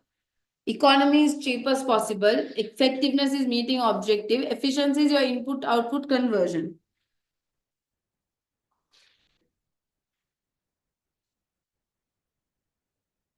So which one will you least likely use for efficiency? Utilization is a measure of efficiency, Amna. You have said percentage of operating data utilization. Utilization meaning what? Like how much of your inputs are utilizing for your output. So that is right. Right? What is wrong? Percentage of admissions that have waited longer than the national standard. That's also looking at your efficiency. How efficient are you in keeping your staff waiting? Or your admissions waiting? Doctor-patient ratio is also efficiency. Percentage of operating theatre that is equipped with an advanced screening device. That advanced screening device is about what? It's about technology and it's less about efficiency. You couldn't have it, wouldn't change It wouldn't change your efficiency, exactly. It's like innovation. Compared to the other three alternatives which reflect utilization of different types of resources, the other three alternatives are looking at the resources you're utilizing and measure the efficiency of the resource usage. This is a reflection of specific facilities found in the theatre rather than a non-financial performance indicator. That screen could be used, Could not be used. The percentage of operating theatre that is equipped with an advanced screening device. That's the out of the lot, that is the least likely. It's from the practice platform exam. Out of the options, Anna, that's the least likely option. Okay. Okay, Miss. Thank you. What are the areas you all want me to do on now? There's a question here on ROI. I thought of doing it because I didn't do one question on that. After that, you all tell me whatever area you all want. Because with this question, I have covered all areas during revision. What is your question? It's nice. Where am now?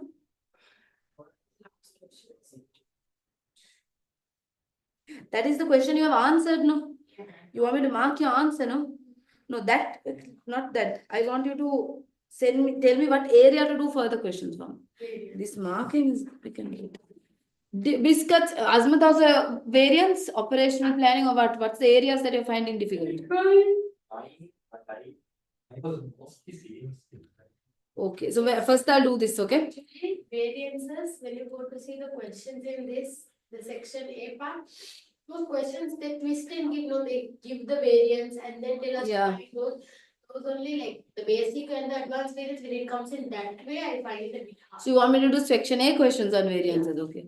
Biscuits and cakes, the biscuit division, division B, and the cakes division, division C are two divisions of a large manufacturing company. Although both divisions operate in almost identical markets, each division operates separately as an investment center. Each month, operating statements must be prepared by each division, and these are used as a basis for performance measurement of the divisions. Last month, senior management decided to recharge head office costs to the division. Consequently, each division is now going to be required to deduct a share of head office costs in its operating statement before arriving at the net profit, because there is a portion of uncontrollable costs now, which is then used to calculate the ROI. Prior to this, ROI has been calculated using controllable profit only. The company's target ROI, however, remains unchanged at 20% per year.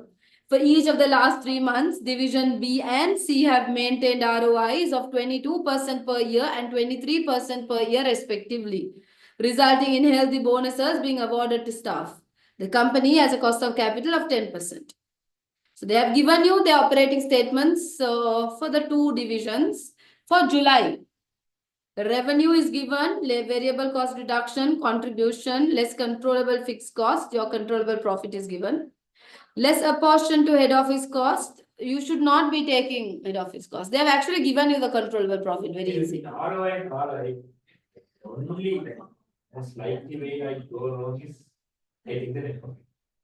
You have to take controllable Yeah, profit. but then I made the mistake and realized. Net profit, net divisional assets are given. Calculate the expected annualized ROI using the new method as preferred by the senior management based on the above budgeted operating statement for each division. What's the new method? Alright. Prior to this, ROI has been calculated using controllable profit only. The company's target ROI, however, remained unchanged. Last month, senior management decided to recharge head office costs to the division.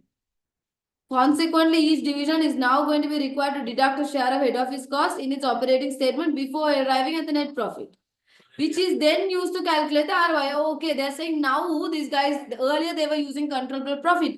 Now these guys are going to use the net profit. So they are asking you to calculate ROI using the net profit. That's what they're saying. Even B part, calculate the annualized residual income for each division based on the net profit figure. But that's wrong way to calculate ROI. You don't generally calculate it with net profit. But we have to first do what they're asking us to do, right? They're telling us to do it how the senior management wants it. So that means you have to first calculate it using what? Net profit divided by net assets. Generally, we take, you read the question carefully. Generally, how is ROI calculated? Controllable profit divided by net assets. Now, that is how they have been doing it past few years. But this year, the management wants to try it this way. And the examiner is asking you, according to the management's preference, calculate the ROI. So can you understand? You have to change the formula for ROI here. But you have to do it because that's what they're requiring you to do. Do not try to be over smart, right? Do what the examiner wants you to do. So you have, in this case, you have to take the net profit. I have a problem, like when, I don't know, when I need to be over smart, like the question I got. You have to do what the examiner wants you to do. Okay. Now here, this is only 1 month. They want you to calculate the annualized one. But can you see that they've only given you July's net profit? So how do you take the annual net profit then? You have to take 311 multiplied by 12. You have to take the annual net profit. 311,000 multiplied by 12. Then divide it by 23.2, the net assets. Can you see that?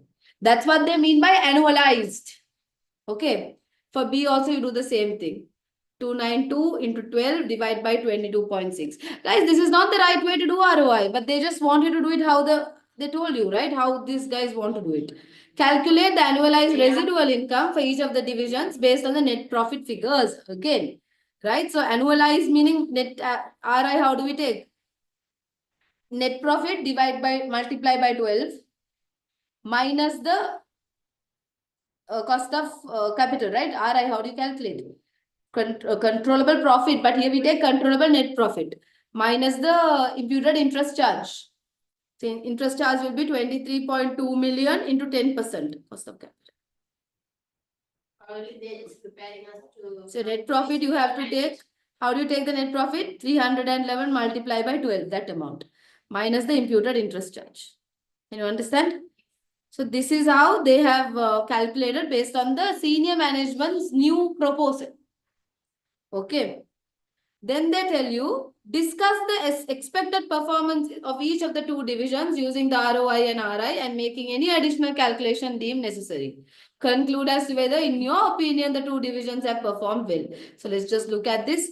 Division B has a ROI of 16.1, Division C has 15.5. RI Division B is again greater than Division C. Okay.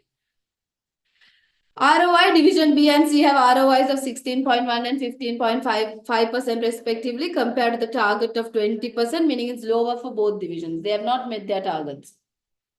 This suggests that the divisions have not performed well, but the reason for this is that now uncontrollable head office costs are also included. So is that controllable profit for the divisional manager? Can you judge his performance based on these calculations we just did? We can't. Because now we have included, we have taken net profit, meaning we are taking uncontrollable cost as well. Can you see that? So these have been taken into effect before calculating the ROI. The target ROI has not been reduced to reflect the change in the method used. They're still keeping the ROI at the same target. But they've changed the method, meaning the target also has to be changed now because you are including a higher cost for the divisional managers. And those costs these guys don't even have control of. Using the old method, ROI would have been, using only the controllable profit, ROI would have been, you take only the controllable profit. Meaning you have to take 466 and 472. Can you see that? Then you would have got above 20%. Can you see that? So actually divisional managers have met the return. Can you see that? The other extra cost they took was uncontrollable cost. Those guys are not responsible for that. From this, we can see that both divisions have actually improved their performance rather than having it become worse. RI, from the residual income figures, it can clearly be seen that B and C have performed well with a healthy RI figure of 1.4 and 1.2 even after minusing uncontrollable cost, even when using the net profit rather than controllable profit as basis for the calculation. The cost of capital of the company is significantly lower than the target return on investment that the company seeks. We are wanting a return of 20%. Cost of capital was only 10%. So you're looking at extra 10, making the residual income figure more a positive position. Then they're asking you, Division B has now been offered an immediate opportunity to invest in a new machine at a cost of 1.68 million. The machinery is expected to have a useful economic life of 4 years, after which it would have no residual value. Division B's policy is to depreciate all of its machinery on a straight line basis over the life of the asset. The machinery would be expected to expand B's production capacity, resulting in an 8.5% increase in contribution per month. Recalculate Division B's annualized ROI and annualized RI based on July's budgeted operating statement after adjusting for investment. State whether the managing director will be making a decision that is in the best interest of the company as a whole if ROI is being used for the basis. Now what's happening with the investment? You're investing how much? 1.68 million. Listen. You're investing 1.68 million. How many months investment is this? It's been depreciated over how many years? 4 years, meaning how many months? 48 months. Why are they taking month? Because the monthly profits are only given here. Right? So what's the monthly depreciation? 35,000 per month. Net profit for July, 311,000, the current net profit. Plus, why have they increased this by 8.5%? What is that 8.5%? Because they told you that the machinery would be expected to expand Division B's production capacity, resulting in an 8.5% increase in contribution. What is your contribution? 600,000. That's going to increase by 8.5%, meaning that will be also the increase in net profit. Correct. So your net profit will increase by 600,000 into 8.5%. Your new net profit will increase by that, but it will go down by the depreciation. Can you understand? So what will your, every month is getting depreciated by 35,000, right? You reduce it to calculate net profit. So your net profit for July will now be 327,000. How did you get that? The old one plus the increase in contribution minus the depreciation. So the new net profit into 12, annualized net profit, divided by the initial investment will now go up by how much? Earlier investment was 23.2, but now you are investing 1.6 million, right? Correct. So your investment will be what? 24.88. So new net profit divided by the new investment into 100, ROI is 15.8%. Meaning ROI is falling or increasing? Falling, no, for division B. It's falling. With the RI with the investment, the new net profit figure we calculated here, imputed interest on the new investment. That is what's happening to RI. RI is increasing. RI is increasing. ROI is falling. So based on ROI, what will the division B manager do? It's dropping. So he will reject the investment. Whereas the RI increase the return. So is the decision he made wrong or right? Wrong. Wrong. Based on RI, based on ROI, if he makes a decision, it's wrong. If the managing director makes a decision based on the ROI, he will reject the investment, as the ROI with the investment is 15.8%, which is less than the ROI without the investment. If he makes the decision based on RI, the investment will be accepted, right? Because they are getting a higher return. RI is consistent with the objective of maximizing wealth of shareholders. So any investment that increases RI should actually, I told you RI is a superior method. Do you remember? But if the managing director uses ROI, he will reject the investment. This will be inconsistent with the goal of maximizing wealth of shareholders. Right? So in an exam, this is an example of goal incongruence. You're not behaving in the best interest of the company as a whole. So then they want you to explain any behavioral problems that will result if the company's senior management insists on using solely ROI based on net profit rather than controllable profit to assess the divisional performance and rewards. It's wrong, right? When they do this, they're judging the divisional managers based on costs that they can't control. Can you understand? So what problems will arise? The staff in both divisions have been used to meeting targets and getting rewarded appropriately. Earlier, they were appropriately rewarded. Why? Because they use controllable profit. Suddenly, they will find that even though in reality divisional performance has improved, neither division is meeting its ROI target. Why? Because now head office cost is also under your control or just pushed onto you. It's not under your control, but it's pushed onto you. You are made answerable to that also. This will purely be as a result of the inclusion of the head office cost. The whole basis of being assessed on uncontrollable apportion cost is questionable in the first place. However, if it is going to be done this way, at least the target ROI should be revised. Can you see that? They have not done that also. They expect you to still meet the old target. Staff are likely to become frustrated with the new system, which is inherently unfair.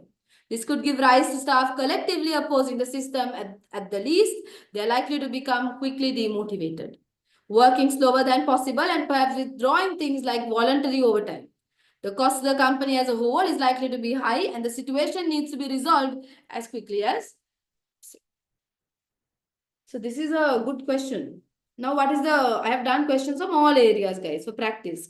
What area do you want me to do further questions in? Amna asked me to do questions from planning and operational variance, section A. Correct, Amna? Or what advanced variances? Basic or advanced? Shall we start advanced first? Miss, excuse me. Starting, Amna, what was your doubt? Miss, is suboptimal decision making and dysfunctional behavior, both of these terms are same? Yeah, similar. Making decisions in, like, let's say you're making dysfunctional decision making is you're not making a decision that's good for the company as a whole. The other one is also the same. Yes. Okay. What is your doubt? What you should be doing now?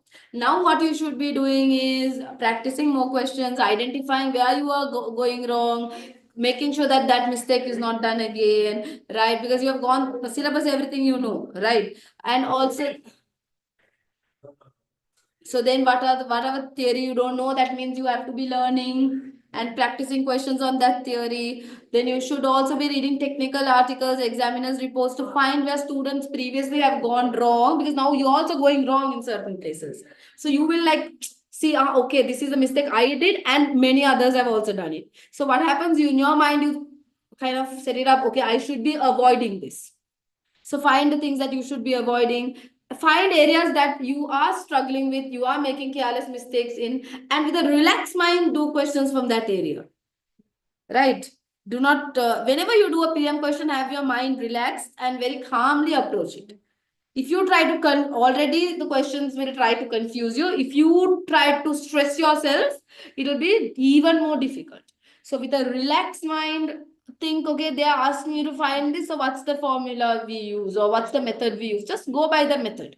And what is the information we need? And you just look for that information. Can you see that? Because you have tried to practice much questions as possible, right? And with PM, sometimes they might try to make the question look challenging to you, but the answer might be something very simple. Can you understand? And like this particular question we did now, normally we calculate ROI using controllable, but they kind of confused you, right? They told you to you do it how the manager wants. Be very careful in questions like that. Practice questions from section C, because you're getting a 20 whole mark there, and those questions are from like areas of performance analysis. If you want your question answers checked, send it to me. I have Amna's also few answers in that area to check, right? Miss, Yes. Miss, I did. I completely did the study hub and Kaplan exam. Is it enough? Study Hub, Kaplan. Yeah, that's And the enough. And if you Kaplan have exam. more time, look for questions in BBP. I think I have the soft copies. Just drop me a message. I sent the BBP soft. It's almost the same. So, but there will be some extra questions on BPP that you can attempt. Study Hub, Kaplan. Those are the only, and the BPP book. Right? Do questions from all of that. Right? And also the practice platform. The questions there. Don't miss that. Right? And the recordings for the previous papers that are not available now are available with PPIM. We have recorded it. Okay, so you can contact them to PPIM students. They're giving it completely free of charge. So get access to that as well. What is the practice platform questions are in Kaplan as well? Yeah, most of them are. Some of them are new. Okay. And also make all of your timings are okay. You all know the timings of the paper. I think I sent you all the breakdown of the timings. 3-hour paper. I told you like how much of time to take for section A, how much of time to take for section B. You all remember that? You all know the timings. So keep note of that, right? For section A, I think. Wait, I'll tell you the timings again.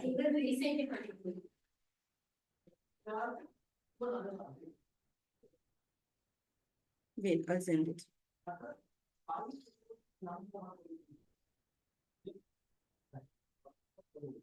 I'll just talk about it. Yeah, so section A questions within 30 to 35 minutes, finish all these questions in section A. So for section A, take about half an hour to 35 minutes max for section A, right? Try to finish it before 40 minutes. Section B, you have 17 minutes to answer one question. So that means within 1 hour, you should be done with the entire section B. 51 minutes actually in total. 51 minutes. You should be done with section B completely. 1 week for section B. Yes. It's 180 minutes, right? Yeah, so listen. If you can't answer, you flag it and go ahead. Then you can... if I start flagging, So basically for section A and B, 1.5 hours. Listen to this. Section A and B, both together, take 1.5 hours. So if you take 1 hour in section B, half an hour in section A. Or if you're saving time in section A, you will take longer in section B. It depends. Sometimes they give you one challenging question to make you get stuck somewhere with time. Right? But those challenging questions, always approach it with a very relaxed mind. If you see the question is challenging, break it down. Try to draw a mind map. Can you understand? And see like what is this easy thing that they're talking in a very confusing way. That's what they would be doing sometimes. Something very simple, they give it in about 10 sentences to just make you go crazy. Can you understand? So you don't go crazy. What you do is you clear it up, right? So how do you do that? Just draw like maybe a mind map, just try to figure out what they are telling. Like for me, another thing that happens is when the question is too simple, I go like that's what I'm saying. You be relaxed when you're doing the questions at all times. Just Like when I Don't overthink. easily, like I think there's more to it than I actually found out. And also, if one question is taking too much of your time, leave it and go ahead. Come back to it after everything is done. Like, let's say you are thinking, struggling, it's not coming. It's just a 2 mark, right? Leave it, go to the next question. And after you have finished everything, come back to it, right? Like for Don't theory waste your stuff- time. Theory stuff, we don't make it's better to go ahead. Theory, if you don't know it, if you really think you don't know it, take a guess. Don't Yeah. leave it unattended.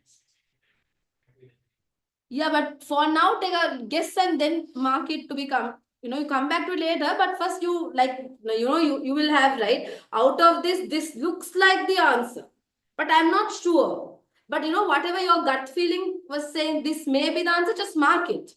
Because sometimes, what if you have no time? You don't want anything like not to answer, right? What? Oh, okay, then. Miss, is it, That doesn't. What did you say, Amna? is it better to do part C first or part I, A? of course, would say you do A and B first and then go to C. But some students prefer doing part C first. I don't know. It depends on you, like how you have been approaching papers, what area is easier for you. Because sometimes, what happens is, let's say part C is tough. Okay, your entire mind is, you know, you're basically stressed with part C. That affects your part A and B also. Yeah, Can you see I that? have been like doing question first part C and then part A and B.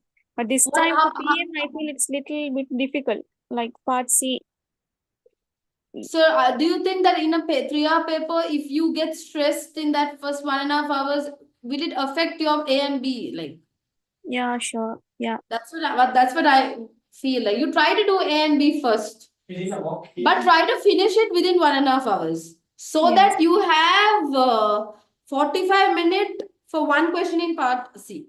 It's when I did the mock here, I did section C first. And in the pre-mock, I did section A and B first. What's working for you? I have no idea. It actually depends. What happens is Sometimes guys, what you'll do is, okay. What you can do is you can first have an overall picture of the paper. Yeah. And see which areas you all are comfortable with. Sometimes the part C question might look a little tough. Then keep it for the end.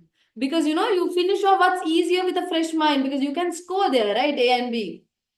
Can you understand? Why like get your mind stressed? But it depends individual how the students prefer. I would say go from A to C. People who do C first and people who stress me out. Because sometimes A and B, it's all different areas, right? So more likely you are able to do. Like sometimes an area is so tough and challenging, you are too much engrossed into that, and then after that you're stressed, your mood is out, and when you come to A and B, it affects your mindset. Can you understand? So you have to figure out what's better for you. Try to do some time papers and see what's working for you. I thought we should take like 30 minutes for section C. Section C, 45 minutes for one question. At home, like I had 30 minutes. No, section C is 45 minutes per question. Finish section A and B within 1.5 hours. Okay. So section C for one question, you keep 45 minutes. Because now even when you are doing a performance evaluation, to get that linking, you have to think a little. Can you understand? You have a lot of thinking to do. Be very careful about the action verbs like explain, evaluate, discuss. Evaluate and discuss, they generally want you to give like a two picture, both sides of the picture, right? If it's explain, they expecting you to like explain your answer. Then we evaluate and discuss. We don't have to give a decision. What? Give our point of view. Your opinion. If they ask you for your opinion, and even in evaluations, you can give your opinion. That's not a problem. When the action word is discussed, make sure you talk about the two sides, the pros and the cons. That's the thing, right? If you see a very tough and big question, just don't panic, right? Panicking is not going to help you at all. With a PM paper, you have to be completely relaxed. And what do you do if something looks tough and challenging? You take a paper and draw a mind map. Can you understand? Now, when we do a question also, if it's too much, the first thing I do is I take a blank sheet. Now, for example, the transfer pricing question. And I drew a map. Because I want to clear my head. What exactly are they saying? A pool of, a sea of words looks too challenging. So when I draw a map, it's clear to me. Can you understand? So clear your mind at all times. Do not make things even difficult by getting stressed. Okay. The bigger the question, actually, the easier it is to answer because they will give you more information. So you can take it out of that. So don't get like scared for big questions. And also when they ask you to write, like, let's say, give you a few points, right? Like a few reasons or importance or disadvantages. Try to give a few disadvantages, right? Or like, let's say, number of points with short explanations. For 3 points with explanation of each point, right? But wherever you can link, you have to link. Like that's what happened in the mock. Like for a 1 mark question, in the mock, they had like 2 paragraphs. That is because they always give you extra explanations, right? So they won't expect a student to write that much. As long as you have answered to the point and given them what they wanted, they'll give you the marks. Workings must be shown for section C. Section C, show your workings, do your workings on the spreadsheet. Because why? They give you working marks. So you don't want to lose that, right? Just in case your answer is wrong, they'll give you carried forward marks from your workings and you don't want to lose that. So show your workings only for section C. A and B workings are not required. So don't go and spend too much time on having like beautiful workings. You can just roughly do your sketches and whatever formulas, right? In section C, what I did, how many marks would I use for that? I have to see. I have to go It's through a it. 3-mark question. 3 marks each. Price variance, mix variance, and the yield variance. So then I'll have to see with the marking scheme. Because the marking scheme, they'll tell you, give mark for this, give mark for that. will you mark today? Miss, I'll try to mark it. Can you send me? I think I should be able to. I'll let you know. Right? Yes. in a few marking schemes, sometimes they ask about the operating profit. Then I try to calculate the operating profit margin, but they have allocated marks for like this much of percentage of operating profit has increased from last year to this year. Will I get that? Like if I calculate the operating margin, That's the thing. That's what I told you. In these performance evaluation questions, just calculating that margin doesn't give you any mark. You have to talk about whether it has increased, why it has increased, what reason, what is it linked to. That's what gives you the marks. So just calculating the margin is not of any point. Okay, Amna, you have to, in the performance evaluation section C, you have to give reasons. No, ma'am. I'm talking about that calculation part. They are giving the percentage of, let's say 10% increase from last year to this year. Okay. So you have calculated it has increased from this much to this much, but they have given you the percentage increase. That's what I told you at all times in a question like that. You calculate the margin and also calculate the percentage increase. Because most of the time they give in the marking scheme the mark for that percentage increase. Okay, Right? So do both of it. That gives you a better picture. Right? Okay.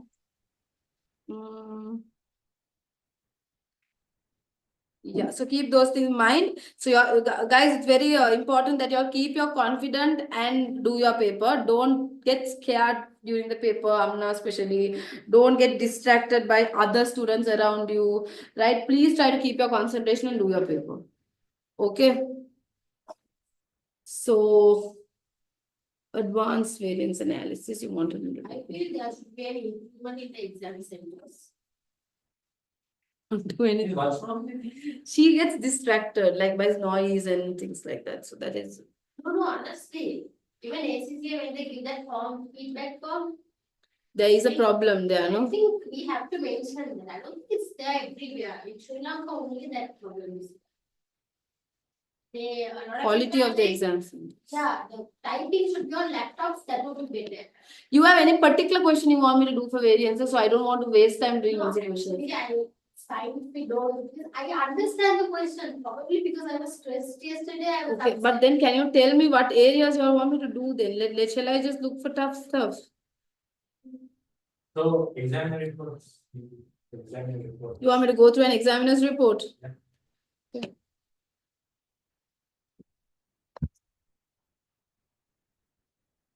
Our specimen paper is important. You can do it for practice, no? Does it have a section like Examiner's report, does it have a section A and B? what paper? Specimen. It should have. Specimen paper should be like a full paper. Syllabus and study guide about the study copyright.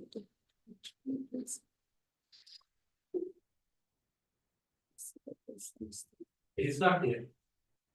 Examiner's report. Yeah, MPM. It's not put here, no? No, here there's resources. Resources only has a glossary, no?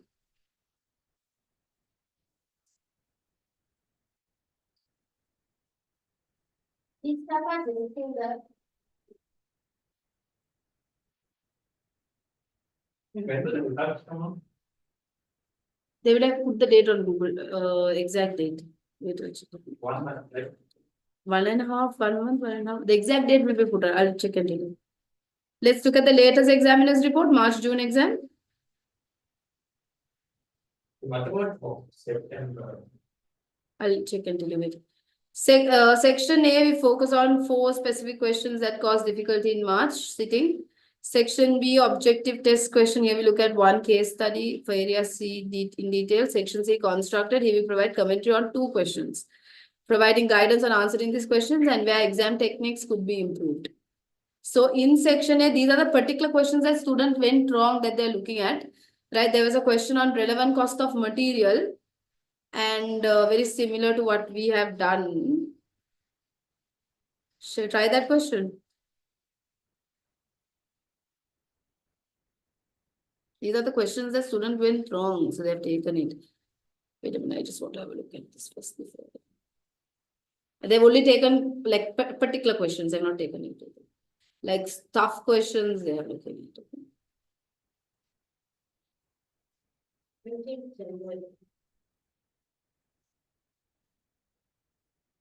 December exam results are coming out. Please regression. Regression has been given. By regression, it's there in that quantitative aspects R calculation. I find that. They are given a full question on that. Regression. Yeah. You can get a full question on regression. Okay, let's look at this relevant costing question first. After I'll go to section C. Yeah? I don't want to waste time in section B. I don't think they will give material mismatch stuff, right?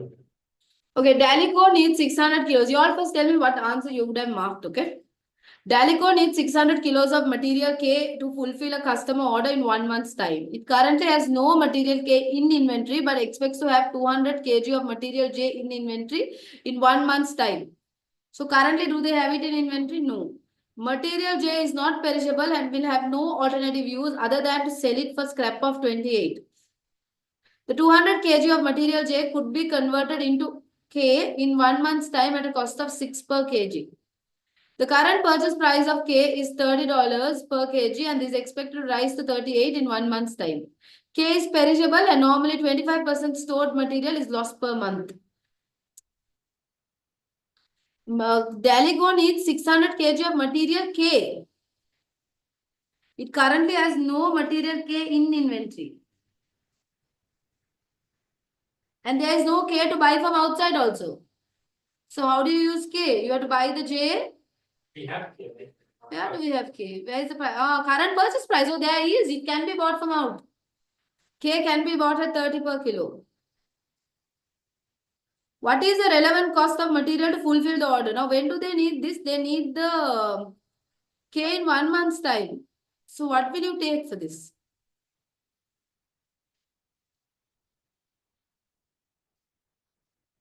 Material K, it currently has no material. That means it's not in inventory. So, ideally, they have to repurchase it. But is it regularly used? So then what we have to do is just find the material K and then like for the current price and then find out how much will be remaining. After First, they tell me is material K regularly used. Yeah. How do you know it's regularly used? Yeah. They only need this to fulfill a customer order in 1 month's time. If it's regularly used, we take the current purchase price.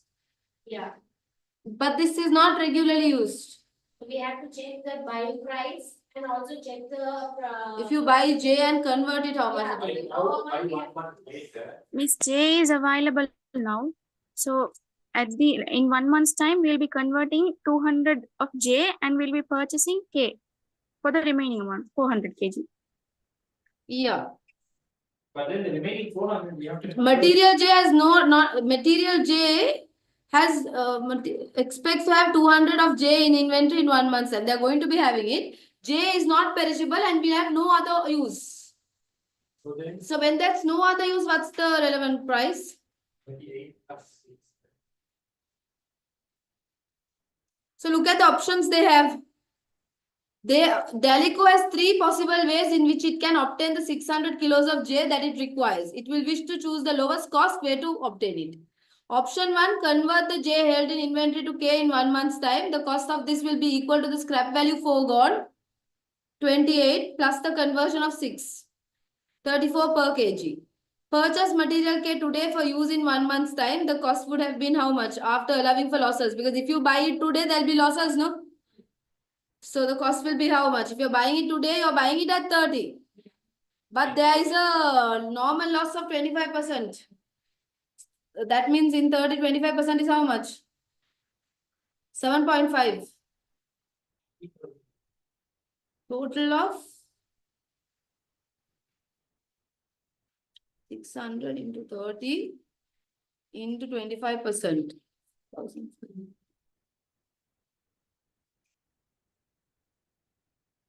That was 22,000. Yeah, so basically, if you buy it today, you have to pay $30. But this out of this, only 75% will remain. 100 over 100. Only 75% will remain. So 30 divided by 0.25.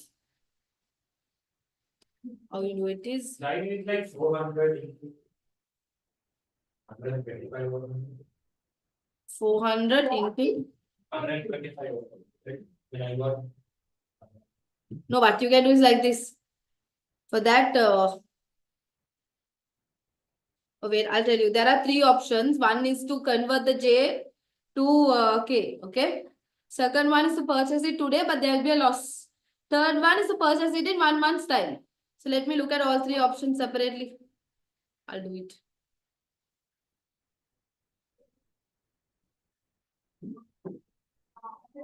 How many kilos of K do they want? 600 kg, right? There are 3 options. Option 1 is what? J. To buy J. How much is J? No, but wait, J is already in stock. So basically, if you are using J, you are giving up 28 opportunity cost of J. 6. Plus, you have to also spend 6. So how much are you spending then? 24. So for 600 kilos, how much will you spend? You have to multiply and see. 34. Option 2 was what? To buy it now. Now, if you are buying, you have to spend 30. But expected to rise. K is perishable and normally 25% of the stored material is lost in 1 month. So of this 30, 25% will be lost. Meaning, what is the overall cost? So this 30 will only be for 75% of the items, right? Only 75% of the items will be worth 30. So you have to buy more, that means you can't buy 600 and leave it. You'll have to buy more, right? So basically, if you are buying 30, it will only be 75%. So how much you will have to buy then for? We can do it like this. If you are buying it at 30, you have to buy, how much do you have to buy? You can't buy 600. You will have to buy how many kg? 600 kg, 75. You will have to buy, you will buy more, no? Not 400. You'll have to buy 800 kg. 750. Right? Oh, 800. We have to buy 750 units. And what the answer, but the 1 hour. Yeah, I'm doing it this way. Okay, listen. So if you buy 600, that will be only 75%, right? So you will have to buy 800 kg. So at 30, you will have to buy 800 kg. So that is 24,000. This is how much?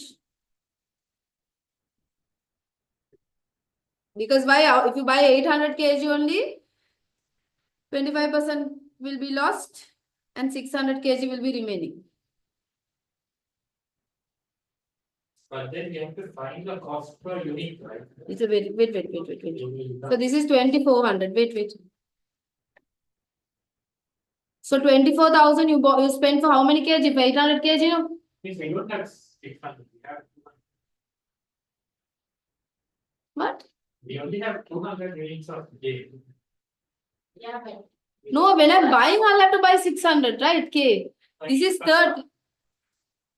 No, I'll have to buy 600. I'll have to get 600 of J. I'll have to get, I have 200, but I have to get another 400 of J. Still same thing.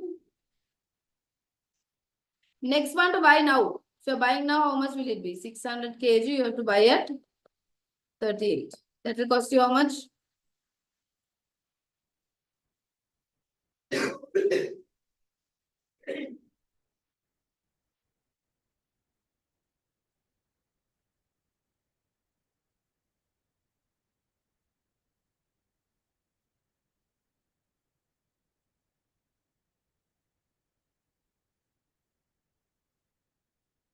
Oh, wait, option 1 is wrong. Wait, option 1, correct. What you said was right. 200 kilos, it will be 34. That's the one in stock. Correct? Correct. Remaining 400, we'll have to buy. We have to buy K itself at 38. So option 1, 200 kilos cost will be 34. That's the one in stock. Right? Only 200 kilos, 34. The remaining 400 we'll have to buy at the current price. That's we have to buy K itself. This is J, this is K itself. So altogether option 1's cost is 22,000. You all 630. Out of the two, out of the three, what is the cheapest option? Out of the three, the cheapest option is option 1, right? That is to convert the J, whatever is there, and remaining what is not there, you buy it at the current price. Correct? Then not buy now. Yeah, not buy anything now. Because that this also this 200 kg will be there in 1 month's time, no? Right? So this was one tough question. Good to do examiner's report because you can see all the tough questions. But then if they say it will be ready in 2 months, then we have to get. Then it won't be there when we need the. I didn't understand what? Like then if they like change the rates and stuff. Yeah, then you have to do according to that. But they would have given the question in that way. Like the information in the 2 months time would be given. Now they have not given 2 months time information, so we can't do it. Okay, do these examiners reports because you can see the tough questions are showed there. So you can also do examiners reports, try those questions and look at the answers because the answers are also given for examiners report. Then look at this question, section C question. my brain is out. Why that was tough for you? No, I'm just doing that. I don't know why I actually fall sick when the exam is closed. That's like the worst thing that can happen to me. Don't stress yourself. You know, the other day I told like to do questions in the bus and stuff. Then you know the answer, we Yeah. actually did that way. Question in the bus. Like in the crowded environment, like to get used to the Noise. Yeah, you can try that. He actually did it. He actually told me a story. Okay. And he learned how to. And he get on a bus and he give questions. Starting to If we look down and do what the head pain. He's getting used to it. When he did his friends. Yeah, no. Look at this question. There's been a question on linear regression. The question is from budgeting and control, specifically focusing on the using of least square regression or least square linear regression as a forecasting tool. This topic was an addition to the performance management syllabus in 2021 and I did questions because earlier it was not there. Now they had added, but students have generally less questions to practice. Students don't practice that area. What happens in the exam, they find it tough. So please do questions from that area. When JobCo is a staffing agency looking to forecast the demand for staff days based upon its correlation with the number of events taking place in the region. Part A is broken down into 3 requirements which require you to work through elements of the least square regression calculations. Use least square regression based on quarterly data to calculate the expected staff days. So they had given you have to find A, B, and then form the equation and find it. The case that is not given. So we can't do it. Part 2 was to assume your answer in A gave you a figure of 30,000 expected days. Calculate the forecast revenue. No, they have not given. Calculate the correlation coefficient R. Yeah. The full solution can be found. Least square regression, linear regression is useful forecasting, although the mathematical formula involved may be daunting, that they are straightforward to use with practice. It may be useful to refer this article written to members. The full solution can be found in the ACCA practice platform, and it shows the correct approach to calculation should be studied. So, a couple of points. Practice platform. The C in the question. Right. I think you This question I recorded. Yeah. I recorded this question last time. I can remember. Last time there was a regression question in the practice platform and I recorded it. So that you watch it on the recorded platform how to do it, right? We can do it too. It's there in the C practice. Some papers are gone. Some are gone. Most of them. Yes. But it's too old sort of syllabus too, right? But it's. Look at this. Discuss 3 factors the board should consider when deciding whether to increase the hourly rate. 3 factors are required for 6 marks. Hence 2 marks for each factor. Can you see how they have broken the marks down? Right. Discuss the limitations. So that when they say discuss, I talk about the advantages and disadvantages of a technique often form the base of the question in performance measurements. And so they are useful things to learn as part of your final revision in this requirement. There was no need for application. Know that the requirement was to briefly discuss. So any lengthy coverage of every limitation was not required. I have this question. You don't have to talk about so many limitations. Discuss the limitations. Wait, briefly discuss the limitations. So what they are talking, you have to talk about the limitations only. Yeah, but then you got this kind of question, and then I used the case study but then they have told not to use. Some of the questions you don't have to use the case study. Like there was a question explain that experiment Building blocks model. Yeah, but then it was not related to that. Not related to then you don't have to discuss. Then you don't have to relate to the case. Okay. But then we don't get application. What other area do you want me to do questions from?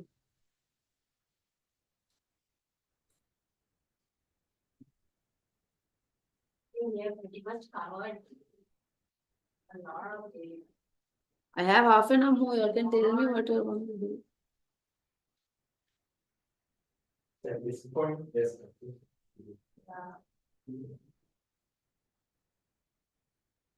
Shall we look at another examiner's report? The examiner's report, like the downloaded version comes, right? Where they have like circled and pointed out at the mistakes of the student who has done the answer and stuff. That will come for Cambridge. It doesn't come for yourself. No, it's there. You'll be writing like found something like that. Must be old ones now. Now it comes like it's. Yeah, the YouTube. Sometimes in these, if they see a significant big mistake, they would put it here and discuss it. It doesn't come all the time like that. Can I go down to bring my food? Yeah. Examiner's report is good to do because, can you see all tough kind of questions they are discussing here. We had that kind of.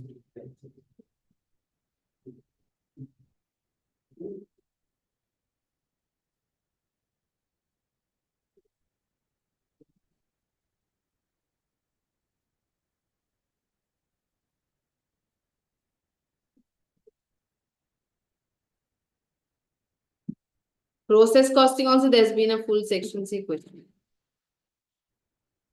Process costing. For each of the six dimensions of the Fitzgerald and Moon's building block, identify one objective together with one corresponding performance indicator which could be used by Lemikia to measure performance.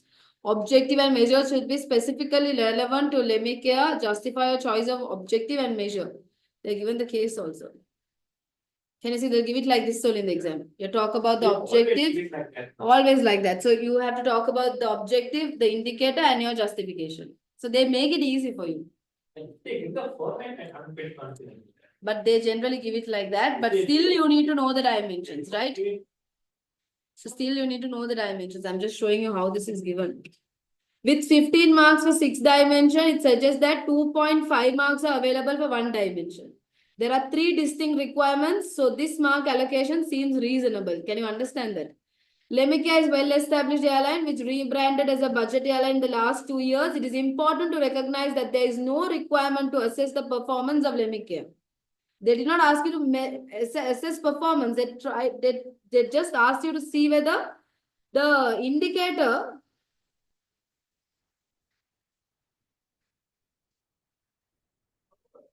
for each of the dimension, identify one objective with the corresponding performance indicator. That's all they wanted. Can you see that?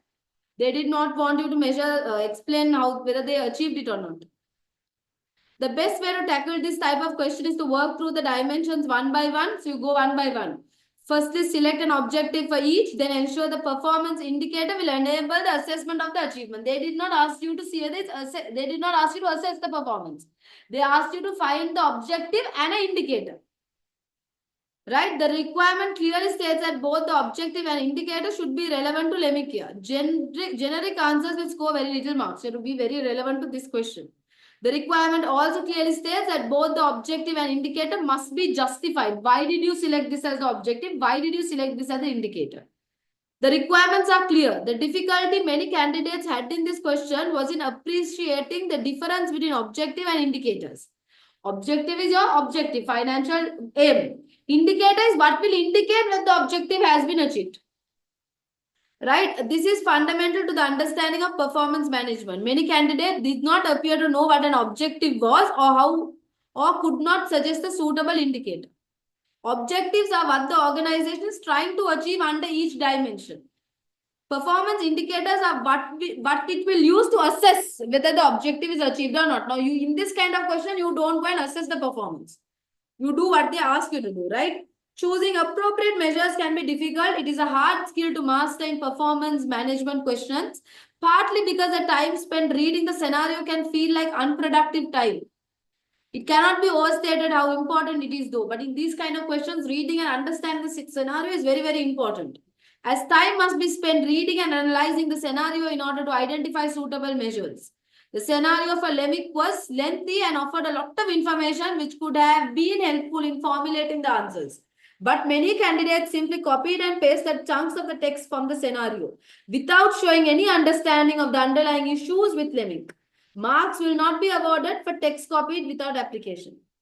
Candidates perform better in some dimensions than others. For example, financial was tackled better than dimensions such as resource utilization or flexibility. So you should know what resource utilization is. You should know what flexibility is. Then only you can identify suitable objective for that. And then only you can identify suitable indicator for that also. When proved to be more difficult. For financial, many candidates automatically select measures of ROC, profit margin. These are relevant measures for financial dimension but are generic and could be applied for any company. Measures which showed a better understanding of the issue facing Lemick scored better. Lemick is a low-cost airline who operates with tight margins. The objective here should recognize the need to either cut operating costs or increase revenue. The scenario gave examples of the cost issues around check-in and bag drop-off and the additional revenue streams available to Lemick, such as extra luggage or pre-selected seats. These could have formed a relevant measure for Lemick under the financial dimensions. So don't just talk about the generic ones. See what financial objective is this company's one and talk about that. Resource utilization was not well done at all. The dimension is about the organization making the best use of resources. Like, for example, your average seat occupancy. a flight, how many seats is it occupying? Many candidates suggesting fitting more seats into the plane or leasing other aircrafts, which are about increasing resources, not about the best use of the resources available. A better measure here would be flight occupancy. How much of your flight is occupied at one point? This can be justified by explaining that it is better to fly with flights as full as possible, as many of the costs of a flight are fixed. The higher the number of passengers per flight, the higher the income you're utilized. And explain that, right? The resource, the flight, the space is being utilized better. Fixed costs are being divided by more passengers, right? Therefore, more profit will be earned per flight. So you have to justify. They ask the justification, right? Low flight occupancy rates would result in some flights making a loss. Flexibility also proved difficult, but the scenario gave information about cross-training of staff, and this would have picked up under this dimension. The more staff that are cross-trained, the more flexible. What do you mean by flexibility? How the flexibility is about, are you flexible with your service? So if your staff are cross-trained, that means they can deal with several situations with different culture, people from different culture, right? So they are cross-trained. The more flexible the company will have, as staff members can be moved around to tackle different routes.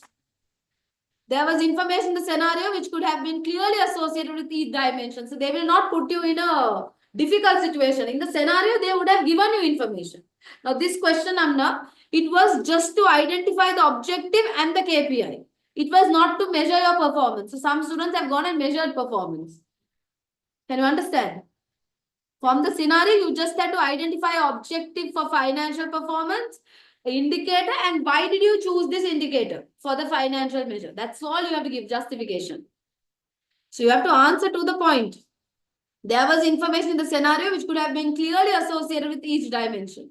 For example, the detail of the new check-in machine could be used under innovation. The problems related to customer complaints could be used under quality, and the information regarding market share could be used under competition. Reading the suggested solution will give good ideas of what could have been used for each dimension. But it is more beneficial to try to work through the question first before reading this.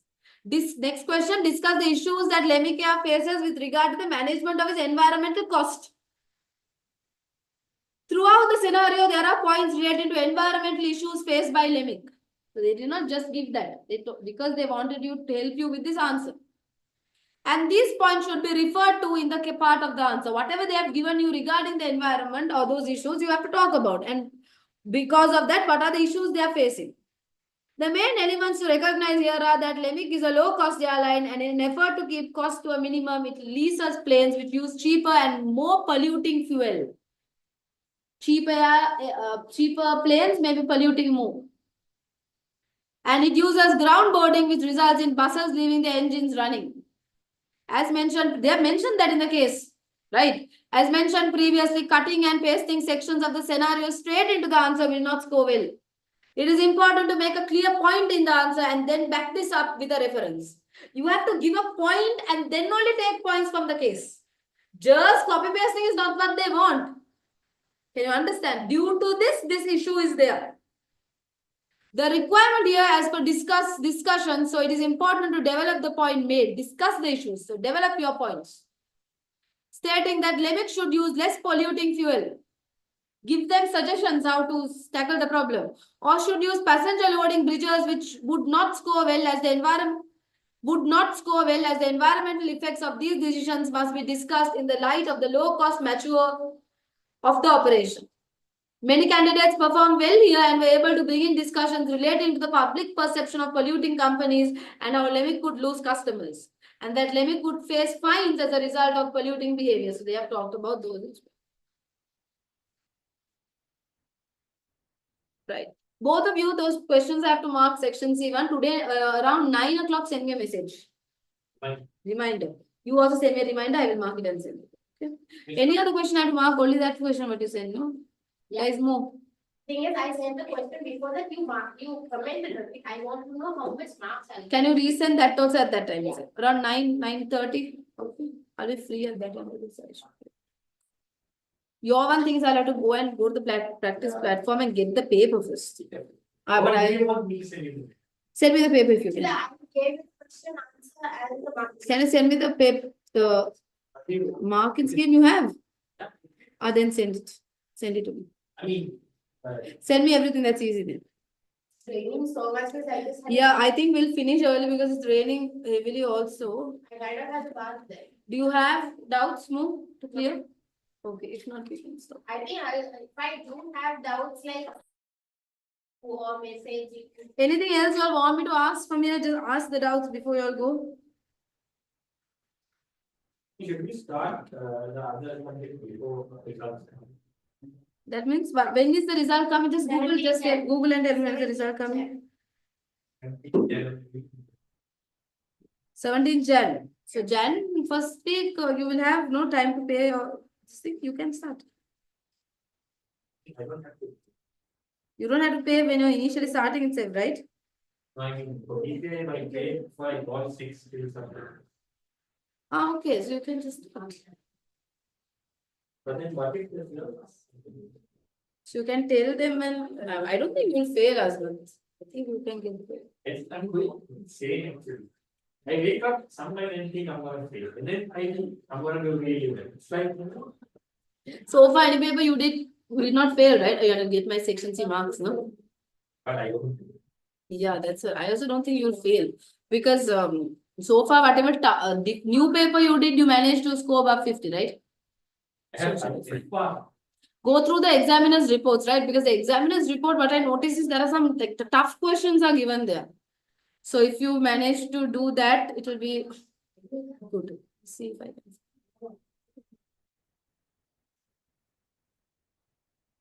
PM, you saw the PM pass rates 42%. last time. Yes. What's like the highest marks given? PM 80, 80s, 88, 80, 80, like 88 are Sri Lankan prizes for sure.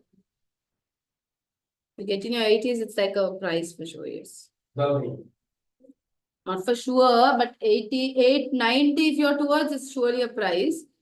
But above 80 also, there's a high chance you can get prize. Sometimes 75 also can be the prize, Sri Lanka prize. Depending on the session and whoever like scored most has. students get between 80 to 70. Most students get between 50%. Most students get 50 to 60, 65 like. Most students get 50 to 65. 65 is a very good mark. That is Very less for above 65. the whole paper. Yeah. The only subject I got more than 60 was FR. FR is easy. Yes. FR, yeah, but I think even PM It's can. comparatively, I perform a bit lower than I perform in PM and FR. You feel like you do better in PM. Over 68, 61. Can I try this question? Try this.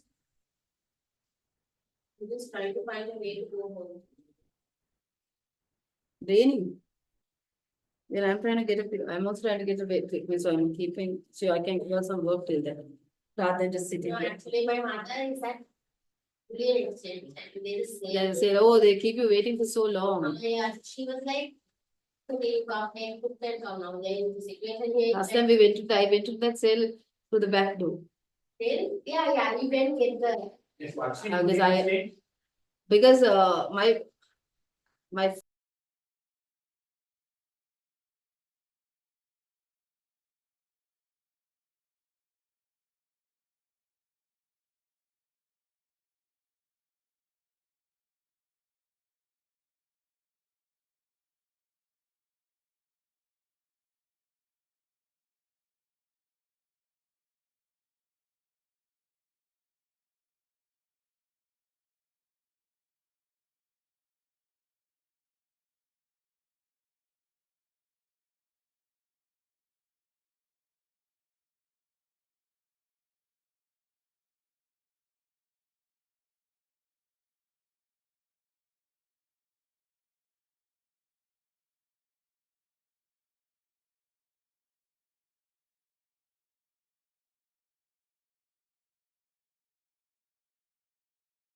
time. Like throughout the G plus goal is I think they.